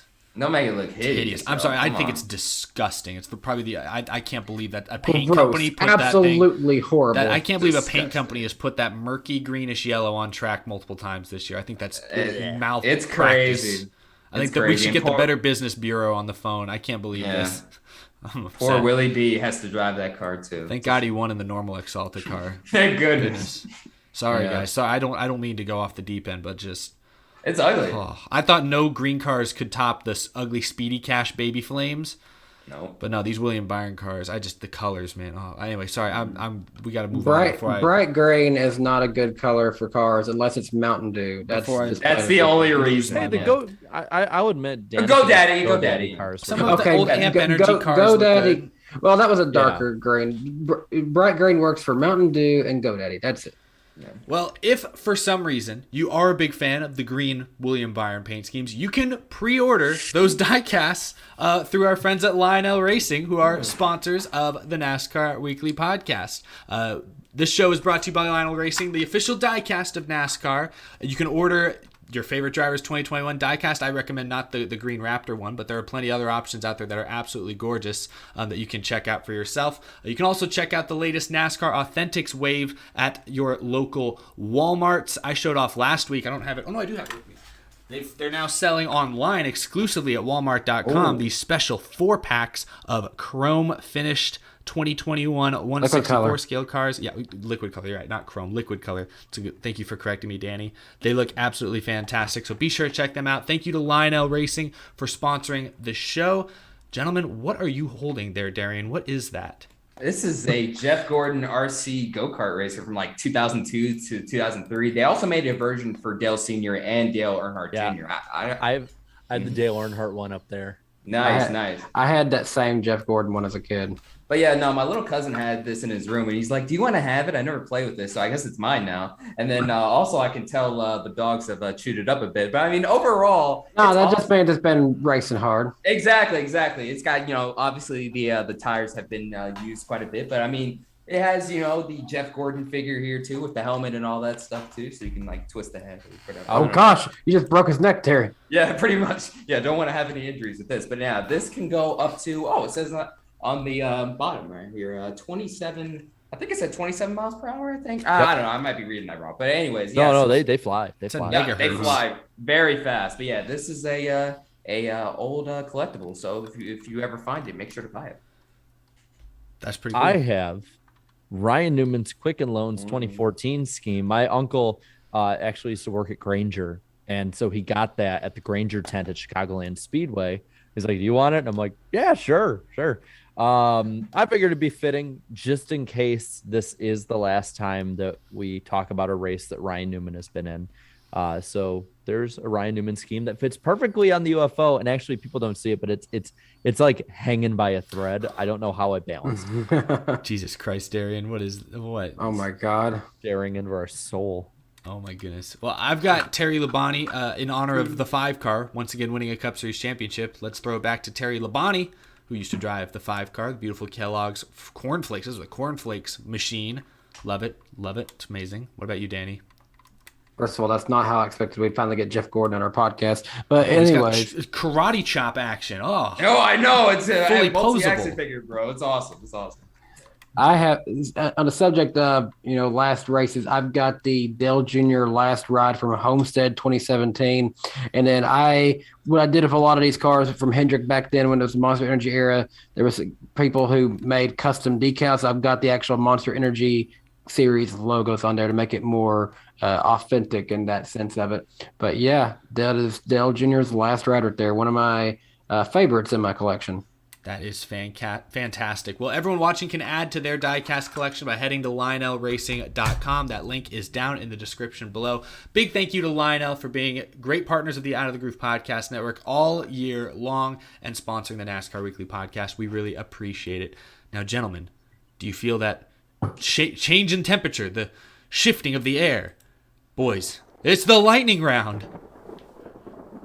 No, okay. Darian's muted. He's not even. I don't know what he's doing. He already blew his microphone. I was muted. No, not the last one of the year. You don't get a do-over, Darian. No. And the lightning round on the NASCAR Weekly Podcast. That was the last one of the year, and I messed it up. I guarantee. Well, you'll get one to say, that was lightning round. Yeah. Oh my goodness! Yeah, I figures I'd do that. I'm sorry, Jared. What do we have on tap? Don't apologize. Just get it right, Derry. Just get it right. The mic was muted. We had one job for you. Sir. One line. Play to win the game. Just go ahead, Jared. Jimmy Johnson has been confirmed to be in a 5th Ganassi car for the 2022 Indy 500, according to Jenna Fryer. Lawless Allen, I love that name, will run full-time in the Nice 45 truck in 2022. And then there's a new pack for NASCAR in Rocket League that's just released. It includes the number 11 team, the number 14, 47, 48, and 99 teams. AJ Allmendinger is looking to run between 12 and 15 cup races next year, according to Jordan Bianchi. Colton Herta has said that he has interest in running in the Daytona 500 if a ride is avaveau. So I'm just saying. That would be cool. Someone wants to prop up Rick Ware Racing to be competitive. That'd be really cool. That might be a conflict of interest. Smithfield Foods is in advanced talks to extend with Eric Almirola and SHR in 2022, according to Mr. Stern. So it's not a done deal. People were trying to tell me earlier this year, oh, yeah, he's definitely coming back. It's all good. And I'm like, I don't know. I haven't heard much. I think it'll work out. It'll probably work out, but it's not confirmed. The official name of the Clash will be the Busch Light Clash at the Coliseum. I'm telling you, LA Clash sounds so much better. Way better. I do like LA the Coliseum Clash being thrown in there, though. I do like that. Yeah.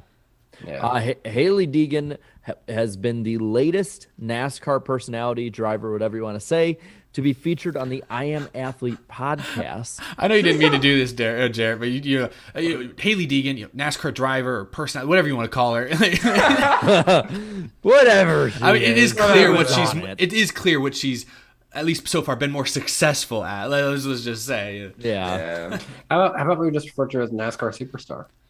I mean, she might qualify. Well, Matty D was called a NASCAR superstar. Well, yeah, if he's a superstar, she's on Mount Rushmore. Everybody's. I didn't want to say it. Well, Front Row Motorsports, where he might be going next year, is going to retain Michael McDowell another year, but let Anthony Alfredo walk. So they'll still have 2 cars, according to Bob. Who gets that second car? Matty D. DiBenedetto? He was baptized, man. Quinn House bringing in that star car money.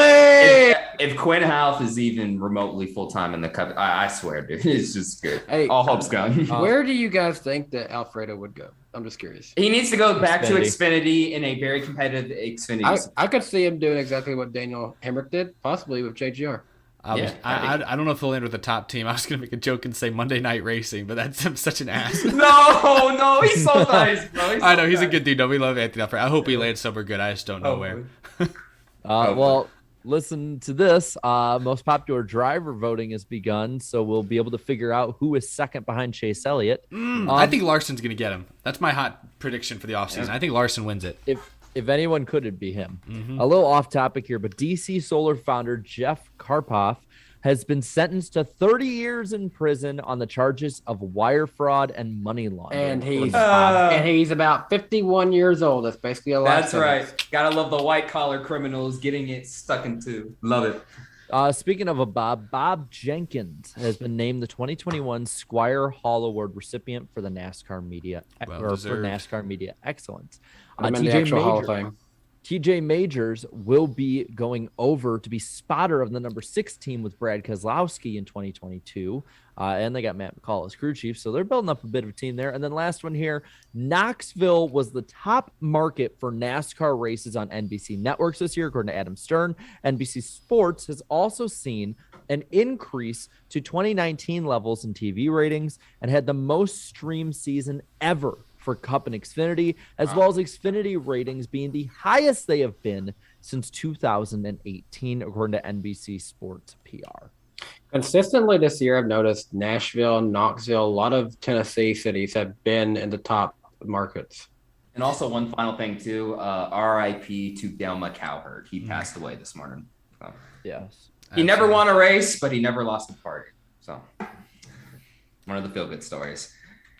And that will do it for the lightning round on the NASCAR Weekly Podcast. Such a tonal shift. I was gonna at least give you a buffer there, Darian, so you didn't have to bounce from one note to the other. I'm sorry. That's okay. I'm sorry. And now back to the show. Everyone knows you mean well. Absolutely. No, for sure. Well, it's the last episode of the season, which means it's our final time to thank our other year-long podcast sponsor, Forney Industries. You've heard me say it before. Forney offers a full line of welding and plasma cutting machines, metalworking accessories, and much, much more. For do-it-yourselfers or if you're a professional metal worker, Forney has everything you need for your next major project. So be sure to shop all of Forney's top-of-the-line products at forneyind.com. That link is also, I believe, down in the description below, or you can find them at an authorized Forney dealer near you. Look for that green logo. Great sponsors this year on the NASCAR Weekly Podcast. It's kind of a different thing for us this year, but we love the chat getting into it. We love, obviously, these different companies being involved, so it's been really, really cool. Really appreciate their support. Now, as well as our sponsors, we have to thank you all for supporting us every single week, all year long. Could not do the show without all of your incredible, generous support. So let's get through some super chats. Do you guys have a timer set up? Give me a few minutes because we've got a lot of super chats to blow through. Gotcha. Oh, Jared's got it. Just tell me. I'm rolling into it. Just let me know when I should stop. From Daniel, right as the show was starting, he said, never liked Larson, hate the hyperbolic rhetoric, but congrats to him. Congrats to Mickey Hemric. Oh, and Kevin Harvick is winless in 2021. LOL. Of course, we wouldn't be the final show of the year without some Harvick slander. Cheater boy. From Scott McNew, I've seen him in the chat all night long. I'm a Truex fan first, but if he couldn't win, I'm happy. The guy that was truly the best all year around won it. That's kind of how I felt. I picked Truex. I was rooting for him, but if he didn't win, I was pulling for Larson. Happy early birthday to Groovy Goose. He says his birthday is on the 18th. I was asking for an early shout out. Well, happy early birthday. You share a birthday with Denny Hamlin and myself, so that's a very special day. Let's make it a national holiday. Isaac, thank you for the super chat. In all three series, FRM front row has more wins than SHR this year. Dang, between Gilliland and McDowell. Wow. What a year. That's a good point. Thank you, NASCAR fan 6056. Pick for next year's Daytona 500, Cole Custer. And he says, make fun of me. Yeah, it is a little bit of an outside-the-box pick. Wouldn't be my pick, but it's Daytona. And then Scott, again, with another super chat, says the championship should rotate between Phoenix, Homestead, and Martinsville. I'd be okay with that. It's not too cold in Martinsville. Looney69 dropped a few fruit stickers and some super chats, so appreciate that. Eat your vitamins, I guess. Bigfoot, thank you for the super chat. Which road course do you all think, if they did have a road course as the championship? What would be your prediction? I know we joked about Sonoma earlier. Coda. Ooh. Watkins Glen. Yeah, probably Watkins Glen for the excitement factor, probably. Yeah, that'd be the best. Well, I don't think they'd give it to an SMI track. I feel like NASCAR's cornering the market on their tracks. Oh, yeah. It's probably a good point on that. Thank you for the 10 from Dislocation. Went to my first NASCAR race since 2016 this year at Martinsville. Also, last update about Taco Bell is that the quesarito has stayed. Thanks for the great year. Y'all see y'all next year. Yes. It stayed. Let's go. I didn't know that was big news, but thank you. You broke it for Darian here, Dislocation. Thank you for that. Thank you Cavante for the super chat. Has Kyle officially passed Chase as the top dog at Hemric? I think after this kind of year, you kind of have to say, yeah. I think so, yeah. That happened fast. Man, last year it was all about, this is Chase's team. He's leading them into the future. And he was still good this year. Another championship for, but yeah. Hey, but no, Larson's the new champion. More wins. 10 wins. It's hard to look away from that. Anything can happen. It might be Byron's year next year. Yeah, he's on the come up. Thank you, Greg Dalton. Hey, Eric, how about this? The Cup Series at the famous Williams Grove Speedway dirt track in central Pennsylvania or Port Royal Speedway. Would you ever see, he's not saying the championship, just a Cup Series race. I mean, I don't know what their capacity is like, but maybe one day we could see at least an exhibition race. They tested at Bowman Gray recently. Anything's possible. Thank you, JC1424. Very curious what the 5 car will look like next year. Number placement won't suit the current paint job anymore. Oh, yes. That's a good point. That's true. Good point. Oh, yeah. That's a good point. I didn't even think about that. Yeah. Damn. The other white designers, they'll do something. The other White Castle, thank you. Harvick finished P5 in the points in both 2020 and 2021. 9 wins, 0 wins, 5th in points. At least he's consistent in one regard. That's at least respectable.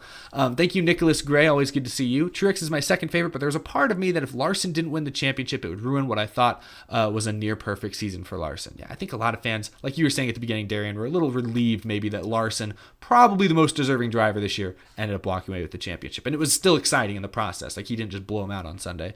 Groovy Goose, thanks again. What does me, the chat, Jarrett, Eric, Danny, Darian, Santa, Jar Jar, the UFO, The Rock, and Denny Hamlin have in common? None of us have Cup Series championships. That is from Groovy Goose. I didn't say that. He said that. That is, in fact, a fact. 1 minute. Earlier, when I asked if it was fair or foul, Hemric's move on Cindric, Scott McNew chimes in saying it's fair. If I finished second 10 times, I'd move my mom out of the way for a win. Shades of Tony Stewart right there. Thank you, Corvette Racing, with a very festive profile picture now. In an alternate universe, Ryan Newman bump and runs Kevin Harvick on the last lap in turn 3 to win the 2014 Ford EcoBoost 400 and the championship. Yeah, he was never really close enough, but you can always send it. He was only up front because of a 2-tire strategy. Yeah, I don't know if he had enough grip left to dive bomb it. From Sean Taylor, Trailer, thank you for the super chat. Kyle Larson has more wins on ovals this season than Mickey Elliott does in his whole career. Chase better go back to Disney World this offseason. Get some laps in at Tomorrowland Speedway. Get ready for next year, Chase. Best you can do. Thank you to our friend Sloppy Joe for the super chat. $4 for 4 seasons of podcasting and $1 because YouTube says $5 to say something. You gotta do what YouTube says. Thank you for the support, Sloppy Joe. Thanks, Sloppy. That hit 5 minutes. That hit 5 minutes. Good luck in your core race, Sloppy. Yeah, good luck. Yeah. I did not make his big of a dent in these super chats as I was hoping. But we will get to the rest here at the end of the show. Thank you all so much for the support. Really do appreciate it, y'all. What's next? Next up, we've got to talk about some pretty big news, some rumors at least, that have been trickling out over the last week or so. So last Friday, during President Steve Phelps' State of the Sport address, he was asked by Lee Spencer about rumors, apparently, that Dodge is close to coming back to NASCAR. And he said he would not confirm or deny these rumors. He basically said, like, we've been talking a bunch of OEMs, some new ones and everything. I can't confirm anything, but I can't deny it neither. He did say, when we have something to announce, we will announce it. So it sounds like Dodge might be very close to returning once again. They haven't been in NASCAR since 2012. Guys, do you think this is happening? And if it does happen, what teams will make the plunge? Let's be honest here. This whole time we've been talking about OEMs with the next-gen car. Been talking about it. Really, we've been talking about it on this show since 2018. That's really when all this stuff started up. And there's never been a concrete, like, one manufacturer that's actually been named until now. And he didn't confirm or deny. Listen, if they're not going to do, like if they're like, is Mercedes coming to NASCAR? I guarantee you he's going to be like, no, we have not talked to them. But he's not going to be cryptic for no reason like that. Like, he's like, the backlash that the fans would have would be huge about that. So I think that there's some truth to this rumor. But at the same time, I wouldn't be surprised if it falls through. I just find it funny that of all the manufacturers that could possibly jump into NASCARs or trying to axe horsepower, it's Dodge, who's on a freaking cocaine binge and wants to put 900 horsepower in a freaking minivan. Awesome. How do you set yourself apart? Any manufacturer, it's Dodge that does it. A couple of you pointed that out in my video today, and I don't keep up with car culture so much, but then people pointed that out, and I was like, oh, they're right. I did some research. I was sitting here thinking, like, if Dodge were to come back into NASCAR, wouldn't they wait until the new engine package gets announced? Like, they aren't going to want to build these 900 horsepower racing engines for like 2 years, would they? Maybe they would. Maybe Dodge would. Maybe they'd actually have 900 horsepower goes brrr. Yeah, so we're not going to see them next year, obviously, but maybe even by 2023, with the way the next gen is, I would say it's not impossible. It's just unlikely, but I think it'll happen. I think Dodge is going to come back in the next 3 years, 4 years. Now, as far as the teams, like which ones would switch once it's officially announced, Roger, Team Penske does have a history with them. In their final season, they won the 2012 Cup Series championship with Brad Keselowski. Petty's got such a long history with them. And RPM too. Like, those are my top two. But Tony Stewart, I think Stewart Haas Racing is most likely, because Tony Stewart just announced his new NHRA team and would not talk about what manufacturer was. And they're coming off a bad year. Ford had a down year. Tony Stewart's not married to any one manufacturer, but he is married. Wait, is he married now or still engaged? I don't know. I think he's engaged, yeah. Well, he's almost married now to someone who has a history with Dodge. I think Stewart Haas Racing will probably be the first big team to join Dodge if and when they make the jump back into the Cup Series. That would be crazy. I could see it. I'm going with one that I'm just thinking it would probably make sense for this team. They'd be higher up on the manufacturer totem pole no matter what.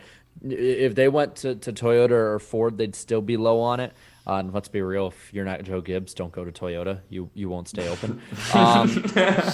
I'm going to go with one, then people are going to laugh at me, but I think that this would be their best chance to be competitive. I'm going with Rick Ware Racing. I think they'd be higher up.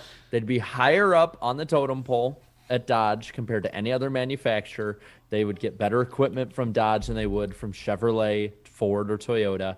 And, maybe that's just a option they could do to kind of shortcut their way up. It's not far-fetched. I just got done doing all the research for Ganassi's team. When Sabco sold to Ganassi, Sabco had fallen off a good amount with Chevrolet, and then when they went to Dodge, they were a huge improvement right there. Oh, and that they're even pointing out too that in the Pinty series, Rick Ware Racing uses Dodges. I didn't remember that. Perfect. I forgot that. I did not know that. Good catch, chat. Well, nice guys. Forgot that. Rick Ware is going to have an alliance next year with SHR, so we could both be right, Jared. They both make the switch at the same time. So, speaking of alliances and stuff, the Roush stuff Roush has a long history of Ford. Jack Roush, if he is still breathing, he is Ford. I don't think he'll switch he's to Dodge. Ford, dude. But, He's but not to sound morbid, he is getting older, and it's now going to be Brad Keselowski's team. I'm not going to say that, okay, if Dodge come into the sport next year or the year after, I'm not going to say that they'd immediately go, but I will say Roush will, when it's Brad's team, they'll probably be Dodge again. They could. Not again. Brad will be Dodge again. But as long, just like you guys are saying, as long as Jack Roush is alive, like that man's white blood cells are in the shape of Ford emblems. Like, dude, he's been with like Ford since like the 70s, the 80s. Like, he's been through there his forever. veins, man. Yeah, like, he's never like that man is. He like I'm pretty sure like when you know whenever he decides to or not decides whenever he decides to roll off in the sunset, he'll be in the Ford. But one day like when he is at his funeral, he's gonna be buried in a Ford. Like that man is Ford to the afterlife. Like he does not give two rips about any other manufacturer. Like they're gonna stick with Ford no matter what. I know Brad Keselowski's there. Is out of that name.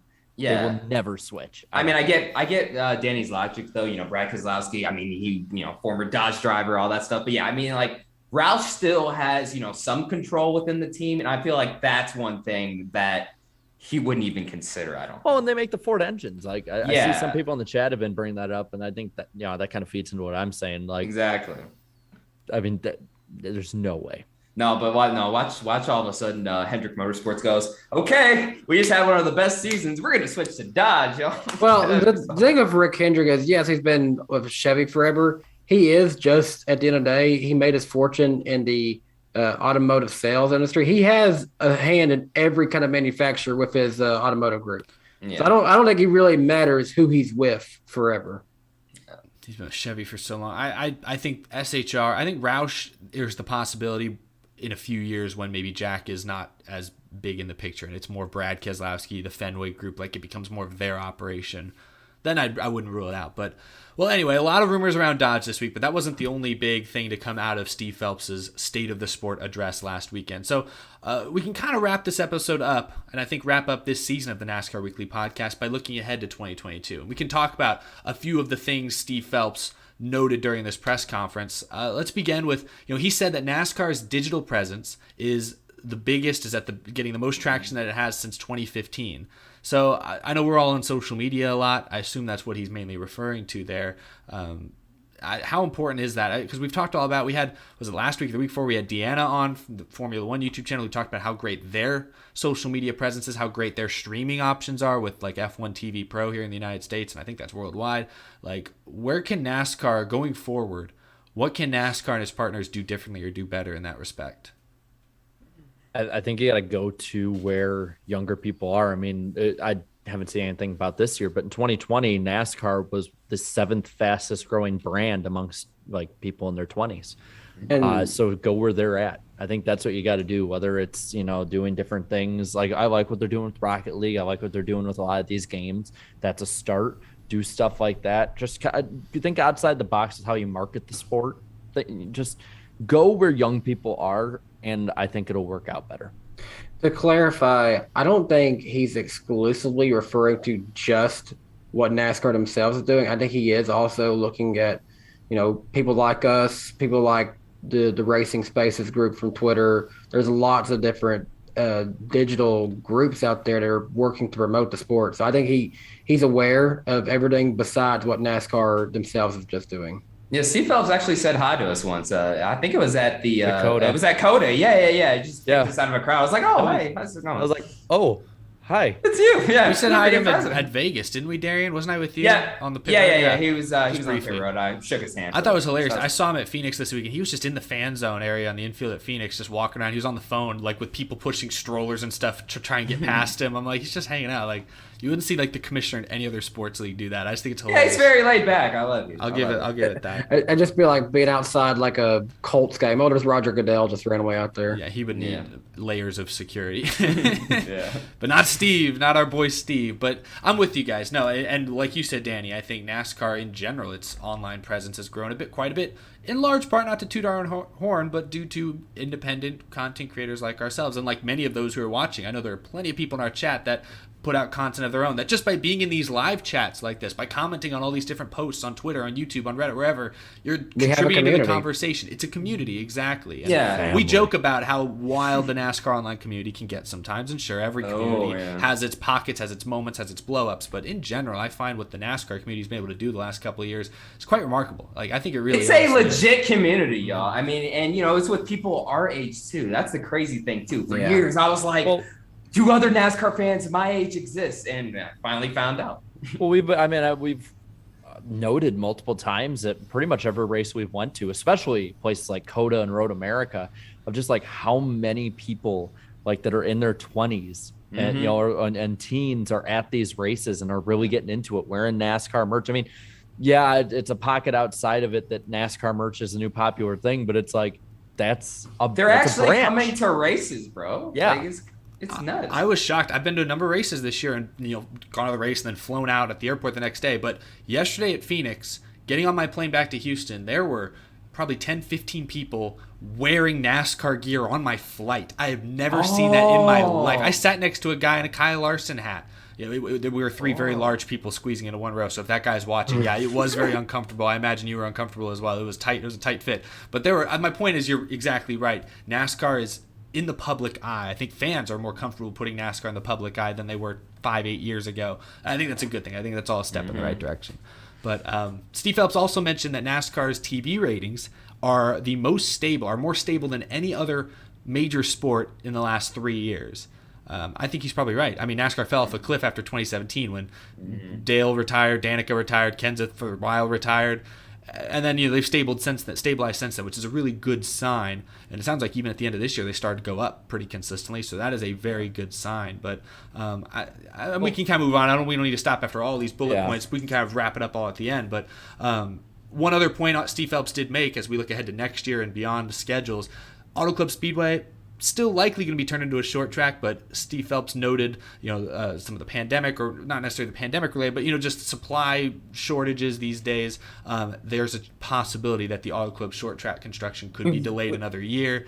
We'll see. We've kind of backed up into a hole, essentially, is what it sounds like here. I was worried when they delayed it the first time, and again, I understood because pandemic was still going, and there were these concerns and everything, and you wanted to give fans one last chance to see classic 2 Mile Auto Club. But the moment they delayed it once, I'm like, I know how this works. It could get delayed multiple times. It sounds like they still want to do it, but it might take longer than originally anticipated. And we've already seen some people speculating online that depending on the success or lack of success of the Clash, could affect what you see in that Los Angeles market in the future. I'm sure that is also going to play a role. And Phelps also mentioned that it is possible that they rotate the finale date. That is something that could still happen. So fans, I know they're asking about, we talked about that earlier, could still happen. And then the one big thing he did say in this State of the Sport address that I noticed got social media quite riled up, he cited the fan council, the infamous fan council, when saying that that their data shows that fans against the 550 horsepower package are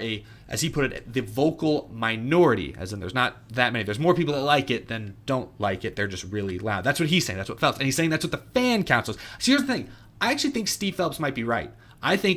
Go back to that Michigan race. I was a little down on it in my post-race recap, and my comments were flooded. Stand it. My comments were flooded. Our show that week was flooded with people saying it was a great race. It was the best Michigan race they'd ever seen. So I enjoyed it in person. I think the average fan actually is okay or even likes the 550 package to a certain extent, but it is the vocal hardcore fan minority that hates it. My problem is that Steve Phelps is citing the fan council. He went on to say that he believes we have better racing now than ever. Jared's probably holding up. Yeah, he's holding up the fan council question. It's rigged. They're terrible. Would you like me to read the 4 fan council? Go for it. I mean, they're terrible. Please do. All right. For each of the following pairs, please select the option that you would be more exciting. Would you think would be more exciting to do? And I want you guys to pick these 2 while we're doing this. All right. Question 1: less side-by-side racing with more horsepower, or more side-by-side racing with less horsepower? Yeah, it's more side-by-side racing. But why does it have to be less horsepower? I mean, that's just saying we want Daytona and Talladega. That's what that's exactly saying. And they loaded those kind of questions up where your brain focuses on the first part, you don't really pay attention to the last part. Yeah, it's dumb questions. Here's the second one. Drivers performing based on their equipment or drivers performing based on their skill? See, this one I actually don't know. When you say, So- because most people are going to say, oh, we want the drivers to perform based on their skill, right? I think most people would probably say that. What does that actually mean? Because to me, that says less downforce, more horsepower. But I don't think NASCAR sees it that way. Yeah. Maybe I'm wrong. Now, there's the third one. Close finish or close racing throughout the race? See, that one, how do you even control that? Dude, you can't even control that. What? There you go. You can't control it, but if I had to pick, honestly, I'd rather see close racing throughout the race. I remember too. Kansas 2019, the finish was not that close, but the race itself was very close. That was the peak of the 550 package, in my opinion. Like, I even put it in the top 5 races of the Gen 6 era. Like, that was an actual legitimately good race. I went back and actually rewatched it earlier this week, and there was a lot more passing. Now, the last one here. Oh, gosh. Drivers winning by a lot or drivers winning by a little? You can't control it. It's racing. What are you talking about? Even with the 550 package, again, outside of Daytona and Talladega, you can't control that. Like, those are the only It's tracks. racing. You can't control those kinds of things. They just happen naturally on their own. Like, the way these questions are just worded out, it's like pick one or the other. It's no, in some cases, you can have both. What it screams to me is whoever put it together, it screams that they're out of touch. Like that they don't, like, they think they can control racing. Yeah. It's like anyone with like 2 working brain cells can tell you, like, you can't control this. Like, just things, a $20 part will break and completely destroy a driver's season. You know what's actually better data to honestly look at? Because also I think he has a much larger sample size, because the NASCAR fan count is what, 200 people? It's not that many, is it? No, it's a lot. It's a lot. Oh, is it? Unfortunately. I don't know how many It's actually. thousands. Well, anyway, this guy gets thousands every week. The culmination over the years of Jeff Gluck's polls honestly probably give much better data than the fan council data. Well, but that's what I'm saying. That's a good mind. As we said earlier, I'd make a case Jared's poll too. Your poll, Jared, and Jeff Gluck's poll said 2021 is the most fun season of the last few years. If you and Jeff, if you can contact him and collab on this, be great. Collab with Jeff Gluck to combine both your poll data and his poll data to get a better understanding of what fans have actually enjoyed.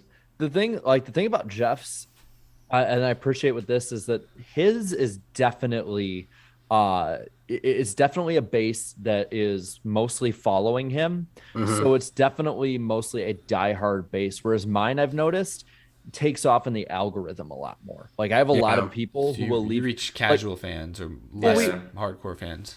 We had like this problem. Well, I won't say problem, but we had this like different kind of experience early in the year. And I noted on the show where people would like leave a negative comment and they'd be like, oh, you're just leaving it for the show. And they're like, what show? And like, they genuinely don't watch the podcast. Yeah. I mean, you said it today. We had 18,000 people who voted. Well, we got 592 watching. Where are y'all? We've watched the show. Exactly. That's what I'm saying. So it's like different bases. I mean, there's going to be overlap, of course, but I would love to kind of compare and contrast like what different audiences on different platforms think.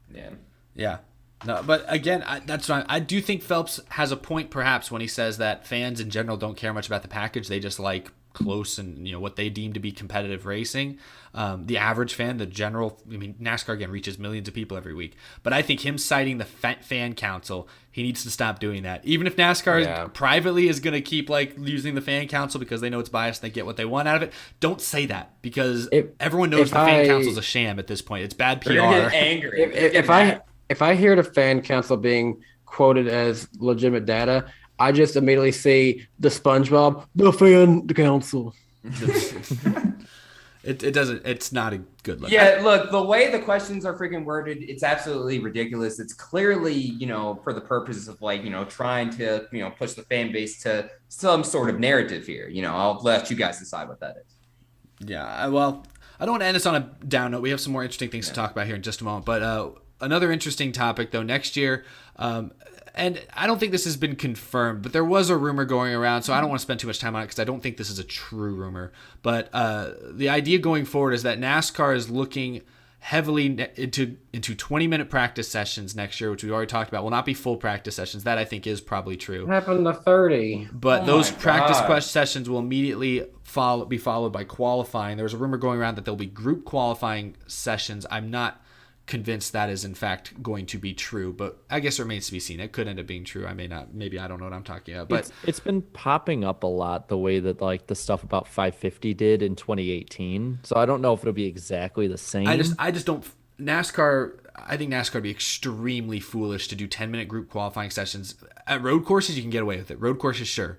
But if they try to do a 10-minute group qualifying at Texas Motor Speedway with 550 horsepower, yeah, the next gen's going to drive differently. Maybe it's not going to draft the same or whatever. But if they try to do that, they're asking for the same issues that Boyer called them out for back in 2019 when they tried doing group qualifying with 550 horsepower. It's stupid. Like, why would you've already learned that that's not the way to do it. You can't do group qualifying with 550 horsepower, at least not easily. Especially if you're going to narrow it down into a 10-minute. 40 cars, you expect 40 cars to go make a clean lap in 10 minutes? No, that's not going to happen. You're going to have drivers pissed off. They're going to call you out. So I don't think that's true. I think they're going to do single car qualifying, but that has been a rumor going around. The shortened and abbreviated practices, I think that is going to happen, and that we've already talked about. We're really bummed about that. That's not very. It's just exciting. A shame because the at the track content throughout the weekend when I was growing up, you had all these practice sessions, single car qualifying and stuff. I understand, you want to save the team's money, here and there and stuff, but I mean, just thinking about, some of the, drivers' developments that have been stunted, unfortunately, because we have not had that many practice sessions this year,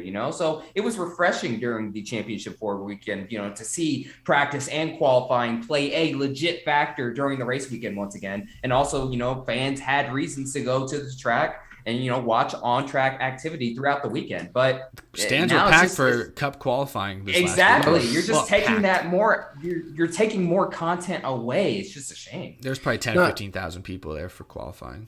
Not trying to say this in a bad way, but like when I go to races now, the only thing good to do before a race is go shop for these things. I mean, that's just the truth of it.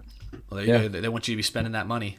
That's the way they do it. I'm not even spending money with NASCAR. I'm spending it with independent tent vendors. Well, where are they spending their money? I don't know. Yeah. Well, we'll see. I don't want to end on a down note. We don't know exactly what's going to happen. I feel like it's smart to just wait. So many rumors have changed over the course of the year about practice and qualifying next year. Let's wait until it's officially confirmed so as to not spread a panic. I see the chat's already panicked. I don't want panic. I don't want to end the show on a panic. Bro. We can't end 2021 on a panic. We got to end on a positive note. So let's end on a more positive note, unless you live in Dover, Delaware, or if you're a big fan of Nashville Superspeedway, because then maybe this news also gives you reason to panic. I'm sorry, I don't make the news, I just talk about it. But announced this week by SMI, they're buying up Dover Motorsports.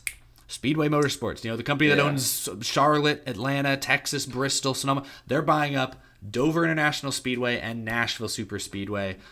Bowman. Yeah, Bowman kills another one. Kills another racetrack. Both those tracks were heavily sponsored by Ally this year as well, so that ties into the whole. It's predictable at this point. We should have known this was coming, but nobody did. Everyone seems a bit blindsided, a bit surprised by this. Everyone's trying to predict what does this mean going forward. What I think it means, and then I'll let you guys share your thoughts. I think they're buying Nashville Superspeedway because they're the same company that's trying to work on renovating the Nashville Fairgrounds.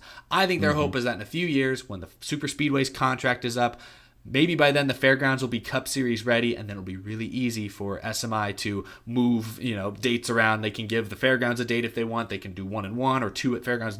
They can maneuver it easier. They're basically buying up their competition, and the same may go for Dover. Nothing may happen to Dover. There's the possibility that SMI, who owns a lot of intermediate tracks, sees that the future of NASCAR is not intermediate tracks, so they want to diversify. Like, hey, we'll buy that mile track up in Delaware. That'll be cool. But there's the possibility that they drop Dover from the schedule in the future as well. Maybe, and my theory is maybe they drop it in place of North Wilkesboro, because SMI also owns North Wilkesboro and has been, at least hinting that they might try to renovate that track in the near future. So in my opinion, it says SMI buying up some of their competition so that in the future it makes it easier for them to move things around. But that's obviously totally speculative at this point. What were y'all's reactions to this news? You see a clear pattern whenever SMI buys up a track that is not theirs and is usually owned by someone else, or they get a track that wasn't theirs. Well, you saw it with North Wilkesboro. They shut that down for Texas. You see it with the Rock. They shut that down, I believe. I can't remember which one they shut that down for. I think for Texas as well. So I wouldn't be surprised if this is just the easy like middleman kind of fight here to just sort of be like, all right, fine, we'll put on a few races for what they'll probably call Dover Motor Speedway and Nashville's Motor Speedway. They'll probably rename it. They'll probably put the logo next to it and all that. Speedway. And the thing that sucks is Nashville Super Speedway had such a good looking logo. Yeah, It did. So they're probably gonna do that, and then I feel like this is Marcus Smith's way of being like, see, we don't have to get rid of the Dirt Bristol race. We can just get rid of Nashville, man. We can put Nashville in place of Nashville. Like, it's fine, man. We don't have to move Dirt Bristol. We'll just put it on North Wilkesboro instead, like for Dover. Like, it's fine. We're good. Unless they have completely renovated the fairgrounds, they'd be dumb to, I think, get rid of Nashville. Racing may not be the best at Super Speedway, but the Nashville market, as we've been talking about throughout the season, is clearly one of the best markets for NASCAR, for racing in general. All races held, SRX, IndyCar, and NASCAR had sellout crowds this year. Yep, exactly. But now this means, at least once this gets approved, that SMI for a short period will now, if they officially ever own at Nashville Fairgrounds, they'll own 3 tracks in Tennessee. Yeah. So That's true. And technically, I don't know if Dover Motorsports still had anything in that track in Memphis, but that's maybe, I don't know. I have no idea that, but if they do, my gosh, it's the Tennessee company now. It's a little crazy. I hope they don't change the logos. They didn't change Circuit of the America's logo, but they were just leasing that track this year, so they probably weren't allowed to. I'm not gonna lie. When I was a kid, I always thought that the SMI logo, I always thought that was like just a Bristol thing because it looked like a big oval for the shape of Bristol, and then the car looked like the state of Tennessee. I always thought that was like Bristol's logo. That's funny. That's really funny. You know, I had a thought and I just totally lost it. Oh, my only hope is that they don't remove Miles, the monster. Keep Miles. Please the don't. Monster. Don't touch Miles. Yeah. That's like I don't know if it's like a national landmark, but that's like a legit famous landmark. Like I remember being in grade school and like we had a big enough class. Well, no, I wish. We had a big enough class that we were able to have every student do a report on every state. Of course, I picked Indiana because it was the only one I could talk legitimately about racing almost the entire time on. But the other one was Delaware because like the first thing that comes up when they talked about Delaware was Miles the Monster. Nice. Wow. Like that, like even in like a non-racing sense, that is a famous thing. So like I feel like they're gonna put like a shirt on him with the SMI logo or something. Like, No, please don't. or when they repave it to asphalt, they're gonna make him like an asphalt monster or something. No. Here's what's gonna happen. It'll look like a giant Cliff Bar. Just give him a giant cape, a blue cape of the SMI logo. Here's what's gonna happen. It's SMI, right? Eddie Gossage comes out of retirement and puts a TV on Miles the Monster's face. No. He orders, hey, I want you to tear the head off and put my head on the monster. Oh my god. Oh my god. No, he turns into a bobblehead. That's what he always did. He always made bobbleheads for everybody. Please don't take Dover off the schedule, though. I mean, like, does it deserve 2 dates? No, but it deserves a place on the schedule. No track is safe with SMI. We know North Wilkesboro, but now also Kentucky Speedway has been forgotten about by SMI. Pretty much. Yeah. No, done. this is actually, they're buying it up. This is their way of getting 3 Texas dates back. They're not going to get 2 back. They're going to have 3 Texas dates. That's their master plan. The Cup Series will die if that happens. 3 Texas states. It's enough to kill NASCAR, basically. You see, we all think Eddie's retired. He's somewhere lurking with a secret plan. They're going to make him the track president of Wilkesboro. He said Texas Motor Speedway is going to take over the world, basically. We're going to host every type of event there. Oh. Eddie's going to be president of North Wilkesboro, and his first announcement, guys, I'm making this Texas 2.0. Get the bulldozers going. Oh, my God. So bad. Well, what a way to end it with a good old-fashioned Texas Motor Speedway joke. Yeah. This is fantastic. Can't go out another way, right? This has been a tremendous episode. Thank you, everyone, for sticking around. We got a few more Super Chats to get to, but before we do Super Chats, we don't have any picks to make this week. There's no race, but we have to officially count up the end-of-the-year pick points between myself, Darian, Jarrett, Danny, our guests that we've had, our tremendous guests we've had throughout the year, as well as you all, the chat.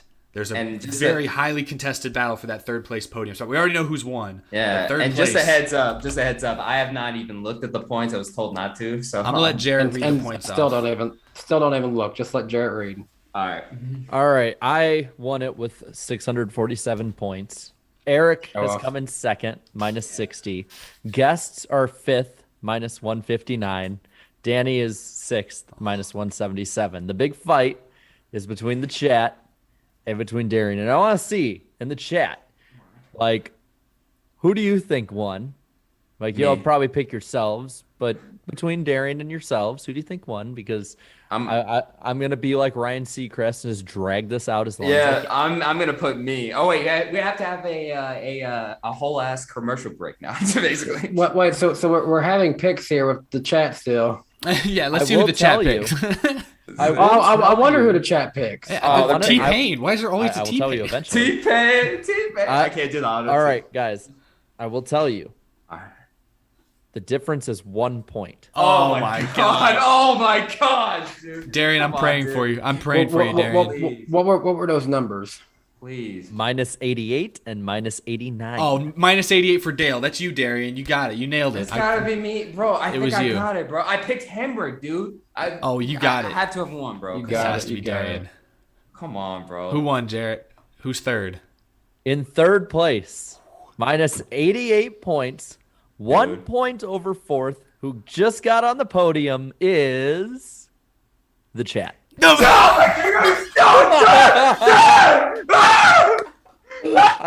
I let his ass on for over 2 hours on this. You blew it, you mook!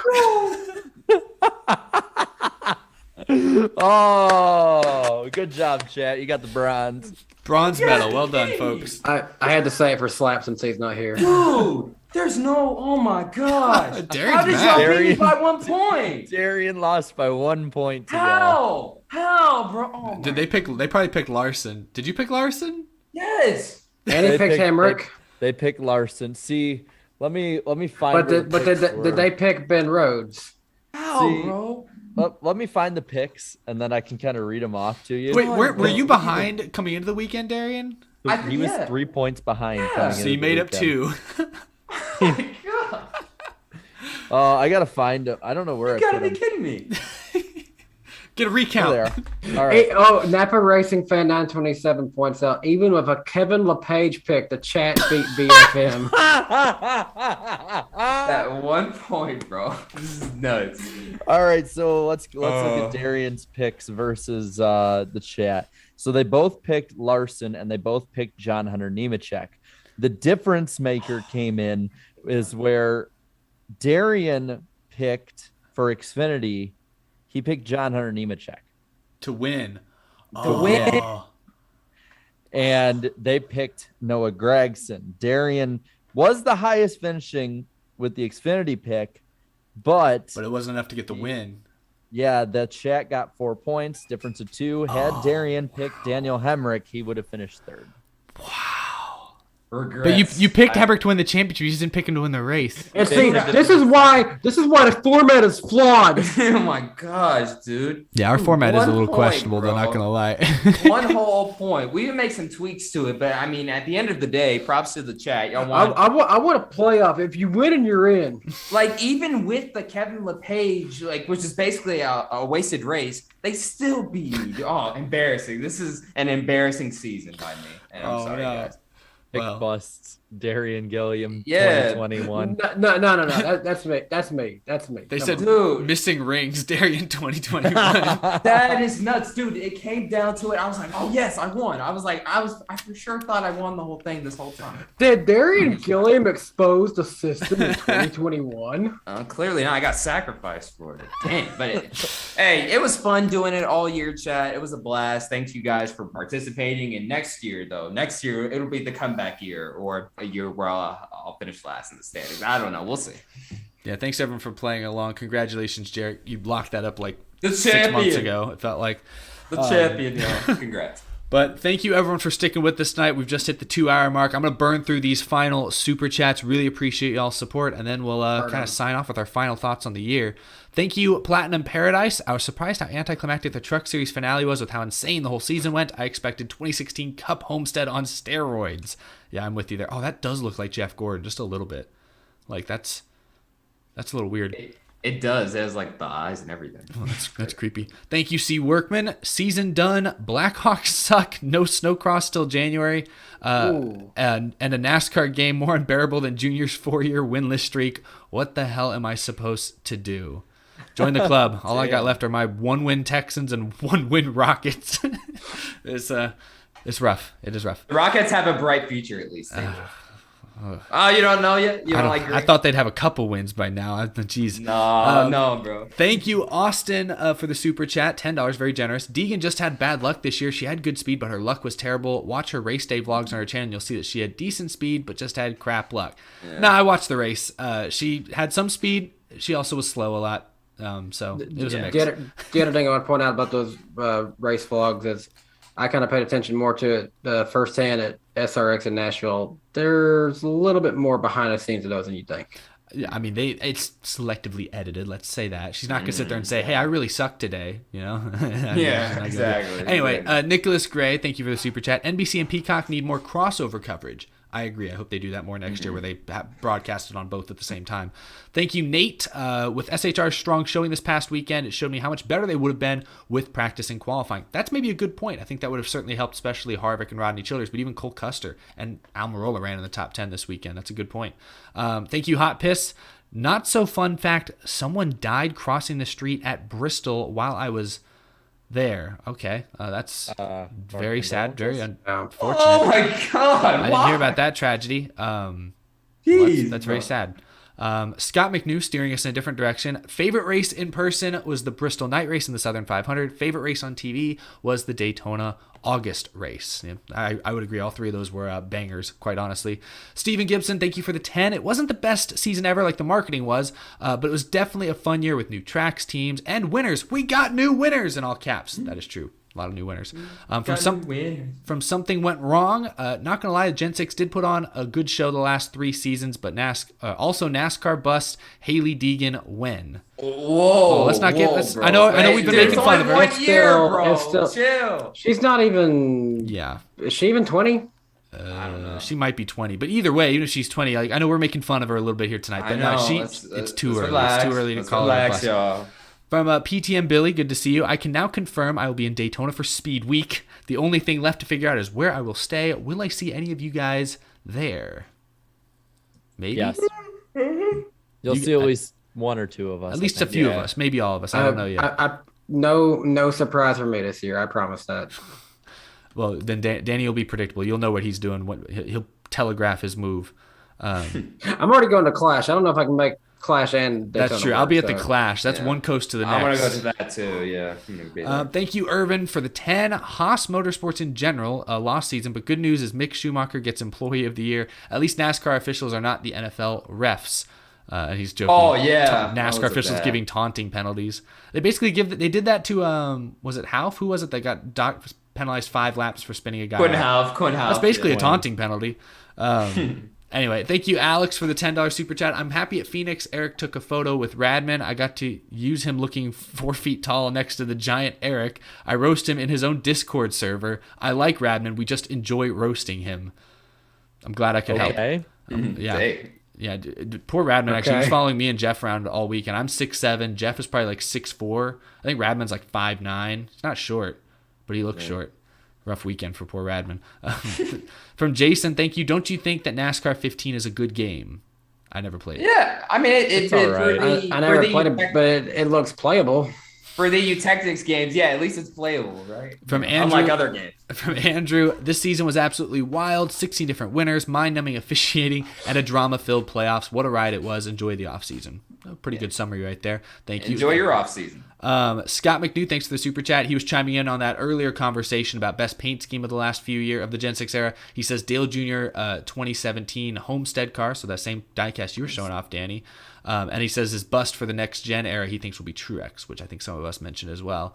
From a Cavante again, he says Jimmy Johnson's Superman scheme was his favorite of the Gen 6 era. That's a solid one. Iconic. Yeah. From Wade, he asked, will Truex get a second championship? Phoenix was close. Truex he's been in the championship for I think 5 times now, so he has been close a lot. He just hasn't sealed the deal. I could see it. I could see it happening. I mean, 2017 was very impressive, but remember 2017, he was so good all year. He was the Larson of that year in a lot of ways. It'd be cool if he could win a championship when he isn't the dominant car all year long. That'll be the big upset. Thank you. Does it say Bumstead 13? Thanks for the super chat. Oh wait, I lost it. Where'd it go? Come back. We have a lot of super chats. I'm trying to get through these as quick as I can, but thank you all so much for the support. Percentage of certainty, Dodge is back in the fight. I'll give it a 69% chance. I think it's very nice odds. Nice. It's very nice. Very nice odds. I'll go with 69.9%. Why? Why do you got to outdo me like this? Yeah, just a little bit. I'll go with 69.99%. 69.420%. Yeah. Nice. Just don't be a snitch like 6ix9ine. Oh, okay. From Turnquist, I don't know how to say that, but thank you for the super chat. YouTube Championship Seasons NASCAR Weekly Podcast 2021. Oh, that's sweet. Thank you, dude. Very kind That's of you really to say. nice. Appreciate it. From Colo C, $2.69, says Blaney equals the face of Ford. I mean, he was this year in Cup at least. Long term, I still say Logano for now. From Lyle Bailey, thank you for the super chat. Would Eric trade his Camry for that number 17 DeWalt Ford and drive it as his daily driver? Great season and great podcast. Look forward to next year. Yeah, thanks for sharing that, Danny. I sent the guy a message on Facebook. He never got back to me, so I don't think he took me seriously. But yeah, I want to know who's the guy. For people who didn't see it on Twitter, this dude's selling Matt Kenseth's rookie car. Yeah, I at least wanted to know. I have, like I tweeted, I have $3, but I can stretch that $3. Worst that could happen is he says $30,000 and you never message him. Yeah, I guess he probably doesn't want me going around like telling everybody what he's charging. He probably wants you to come in with a price and he'll say yes or no. But I don't know Don't ruin the market, Eric. That car's worth millions to me, I'm not gonna tell him that. But anyway, thank you, Isaac, for the super chat. Hottest take of the year: Talladega Nights isn't funny. Agreed. I agree. Oh yeah, that's been said for a while. It is funny in parts, but I think it was not a good sport or a good movie for NASCAR's image. I guess that's what I'd say. Thank you, Groovy Goose, for the last time this year. Spin the UFO. Oh, we almost lost that. Yeah, spin the UFO. From Corvette Racing 48, Mickey Mouse questions for the Mickey Mouse Council. Accurate. Groovy Goose, thanks for the super chat. Eric, let's go to Whataburger for our birthdays. Sounds good. That sounds like a great plan. GN, thanks for the super chat. Is Matty D officially a lolcow now? I have not heard that word used in a long, long time. A's whatever. Shout out to Tree. Oh yeah, I was like, you're an Tree. You're an Tree. Yeah, I know, but I was like, what does he have to do with Matt DiBenedetto? And then I was like, because he's black. Black Lives Matter. Black Lives Matter. And just like he's E-Step. Eric Eastep. It's not as bad. You won't get canceled for saying that. Thank you, Groovy Goose. Again, he says, thanks for the great year, guys. On to the next one. Thank you so much, Groovy Goose. Always great to see you in the chat. Yep. Fly safe, my goose friend. Yeah, rest those wings. Fly south, get warm, and then rest for a little while. That's what you got to do, man. Yeah. Thank you, NASCAR fan 0987. I think Tim Richmond is extremely overlooked as a driver. He won in his first 2 races back in 1987. He also won 7 races in 1986. Tim Richmond. Right. Yep. You know, I mean, he's not overlooked. There's always at least a couple throwback schemes to him every year, it feels like. He's more like what could have been, I guess. Oh, what could have been, yeah. If he would have slowed down his lifestyle, would have been a future champion. Absolutely. And then Philip Richards, thank you for the very generous 20. Really appreciate it. Says, I haven't been able to buy as many super chats as I'd like this year due to losing a job mid-year, but I haven't missed a show. You guys do a fantastic job, and I wish you all the best. Merry off-season and happy Christmas. Wishing you the best as well, Philip. Thank you so much for the support. You the best too. Thank you. Hope you have a very wonderful holiday season. We really appreciate the support. From KB Fan 18, have you guys seen the Ben Rhodes interview? Yes, we have. We talked about it a little bit earlier. That was a classic. And then Scott, again, very generous tonight from Scott McNew. $50 says, I discovered you guys at the beginning of last year, and I wanted to say you guys are truly the best. I'm glad I was able to meet all 4 of you this year. I always look forward to the podcast. Hope you guys have a merry offseason and a happy Christmas. That's the recurring NASCAR joke at this point. But no, very generous of you, Scott. Thank you so much for the super chat. And yeah, we have all. Where did we meet Scott at? Do you guys remember? Was it in Indy? It might have been Nashville. I think Scott is a Tennessee guy. That's right. Maybe, yeah. That's Let us right. know in the chat if you're still here. Just a heads up. I forgot. I met a lot of people. There's so many people I've met this year that I know from this show that tell me, like, I remember meeting GN. I think, was it Daytona? I met GN. And it was like, when people saying, like, who they are, I'm like, oh my God, I've just seen their username for months and years at this point. It's crazy how many people we met this year. But thank you so much, Scott. Really do appreciate it. From Blue Jimmy fan, another person that we know. Thank you. Oh my gosh, this keeps refreshing. Thank you for 4 seasons of this amazing show. I can't wait for season 5. And I'll say this, I'll see y'all in a sunny place in Florida very soon. Ooh, someone else might be going to Daytona. Nice. From Chips Never, hope I'm saying that right. This thought hit me late, but I can see Richard Petty switching to Dodge since that team is an evolution of Everham Motorsports and Petty Enterprises. I think some of us speculate on that as well. From Scott again, by the way, Eric, you're doing better. I got 1 win Pistons and 0 wins Lions. Yay. So yeah, that's unfortunate. Thank you, Edible Giraffe 59. The entire Truck Series season was a meme fest, and then the finale was calm. Also, Harvick and Hamlin should square up with Matt from Wii Sports. I don't remember that. Who's Matt from Wii Sports? I was always who was my rival in Wii Sports? I forget. There was this one chick with freckles that she beat me at bowling every time, and I frustrated the heck out of me. Thank you so much, Hot Piss again. Found y'all earlier this season. Thanks for giving me something to do on Wednesdays. To give up my alias, my real name is Jason. I'm 22. Oh. I'll be at Bristol next year. I better meet y'all this time. For sure, Jason. I'm glad I don't have to call him Hot Piss anymore and call him Jason. Yeah, I'm sorry, man. We're calling you Jason from now on. I can't keep stand up a straight face. Yeah. But thank you for the super chat. Thank you, Zombified. I've been watching for a while. My favorite part of the season was when Larson was hired by Hemric. The rest is history, absolutely. And then again from Scott, met Jarrett at Michigan and Martinsville, Eric at Darlington, Danny at Michigan, and Darian at Martinsville. So he met us all over the dang place. Yeah. That's what I couldn't remember. Okay, yes, it was at Michigan. I do remember Darlington now. Darlington nice. was a I'm sorry, I'm reading the chat. The chat's goofy. And then one final super chat again, very generous. Thank you so much for the support tonight, y'all, and all season long. From Vote Kyle 3000, $50. Gonna chug a bush like Caitlin Larson and call it a year. Thanks for the memories. That about sums it up. That's pretty fantastic. Yeah. Thank you so much for the support, Vote Kyle 3000, and all of you who watched tonight and all season long. Do y'all have closing thoughts? I mean, I don't want to just sit here and I feel like I've been talking for hours and hours, but it's another year in the books. We've been doing this now. I mean, we've all been a part of the show. I know Danny and Jarrett, y'all began this show at the beginning of 2018. I joined shortly thereafter. Darian was shortly after that. So it's been almost 4 years now. Like, that's like the amount of time most people graduate high school, and we've gone through high school together, y'all. Basically. We've gone through puberty together. Let's call it college. Let's call it college. We've been to college together. College. That's actually more accurate, I'd say, yeah. But it's been a great time. We've had a few in-person drunk nights like college. So yeah, college is pretty apt comparison. Man, it's just crazy. I was counting them up, and I think we've done 171 of these. Like, that's just We've wild. had 3 in person, one where it was all 4 of us in person. One of us has gotten married, and 2 of y'all was best man in the wedding. Eric would have been if he hadn't, was in different circumstances. Mickey had me in his dungeon, unfortunately, but no, absolutely. Like, we've spent so much time together. We've all traveled across the country together. We've done this show across the country together. I think it's pretty wild. One more from Colos. He says, "Goodyear, my favorite guys. By the way, and he drops his, I guess, Twitter or something, so people can go follow him on Twitter." A Candy, nice. Yeah. Also, next year, I think we're gonna have stuff like just on another level. There's some cool stuff we're planning. We got something nice for y'all next year. The hard part is you can't say everything. We can't, bro. But we're gonna have all these plans. It'd be nicer if, I don't know, some of y'all was my neighbor or something like that. Yeah, you never know. Pretty cool. Pretty cool. Nah, I'm just. It's amazing. Like, I remember in season 1, we got done with the show when it was like the 4 of us after like 2 or 3 episodes, or it was 4 of us. I'm like, you know what? in like 5 years, we can maybe get a cup driver on. We can talk to a few people in the sport. Like maybe one day we'll get a cup driver.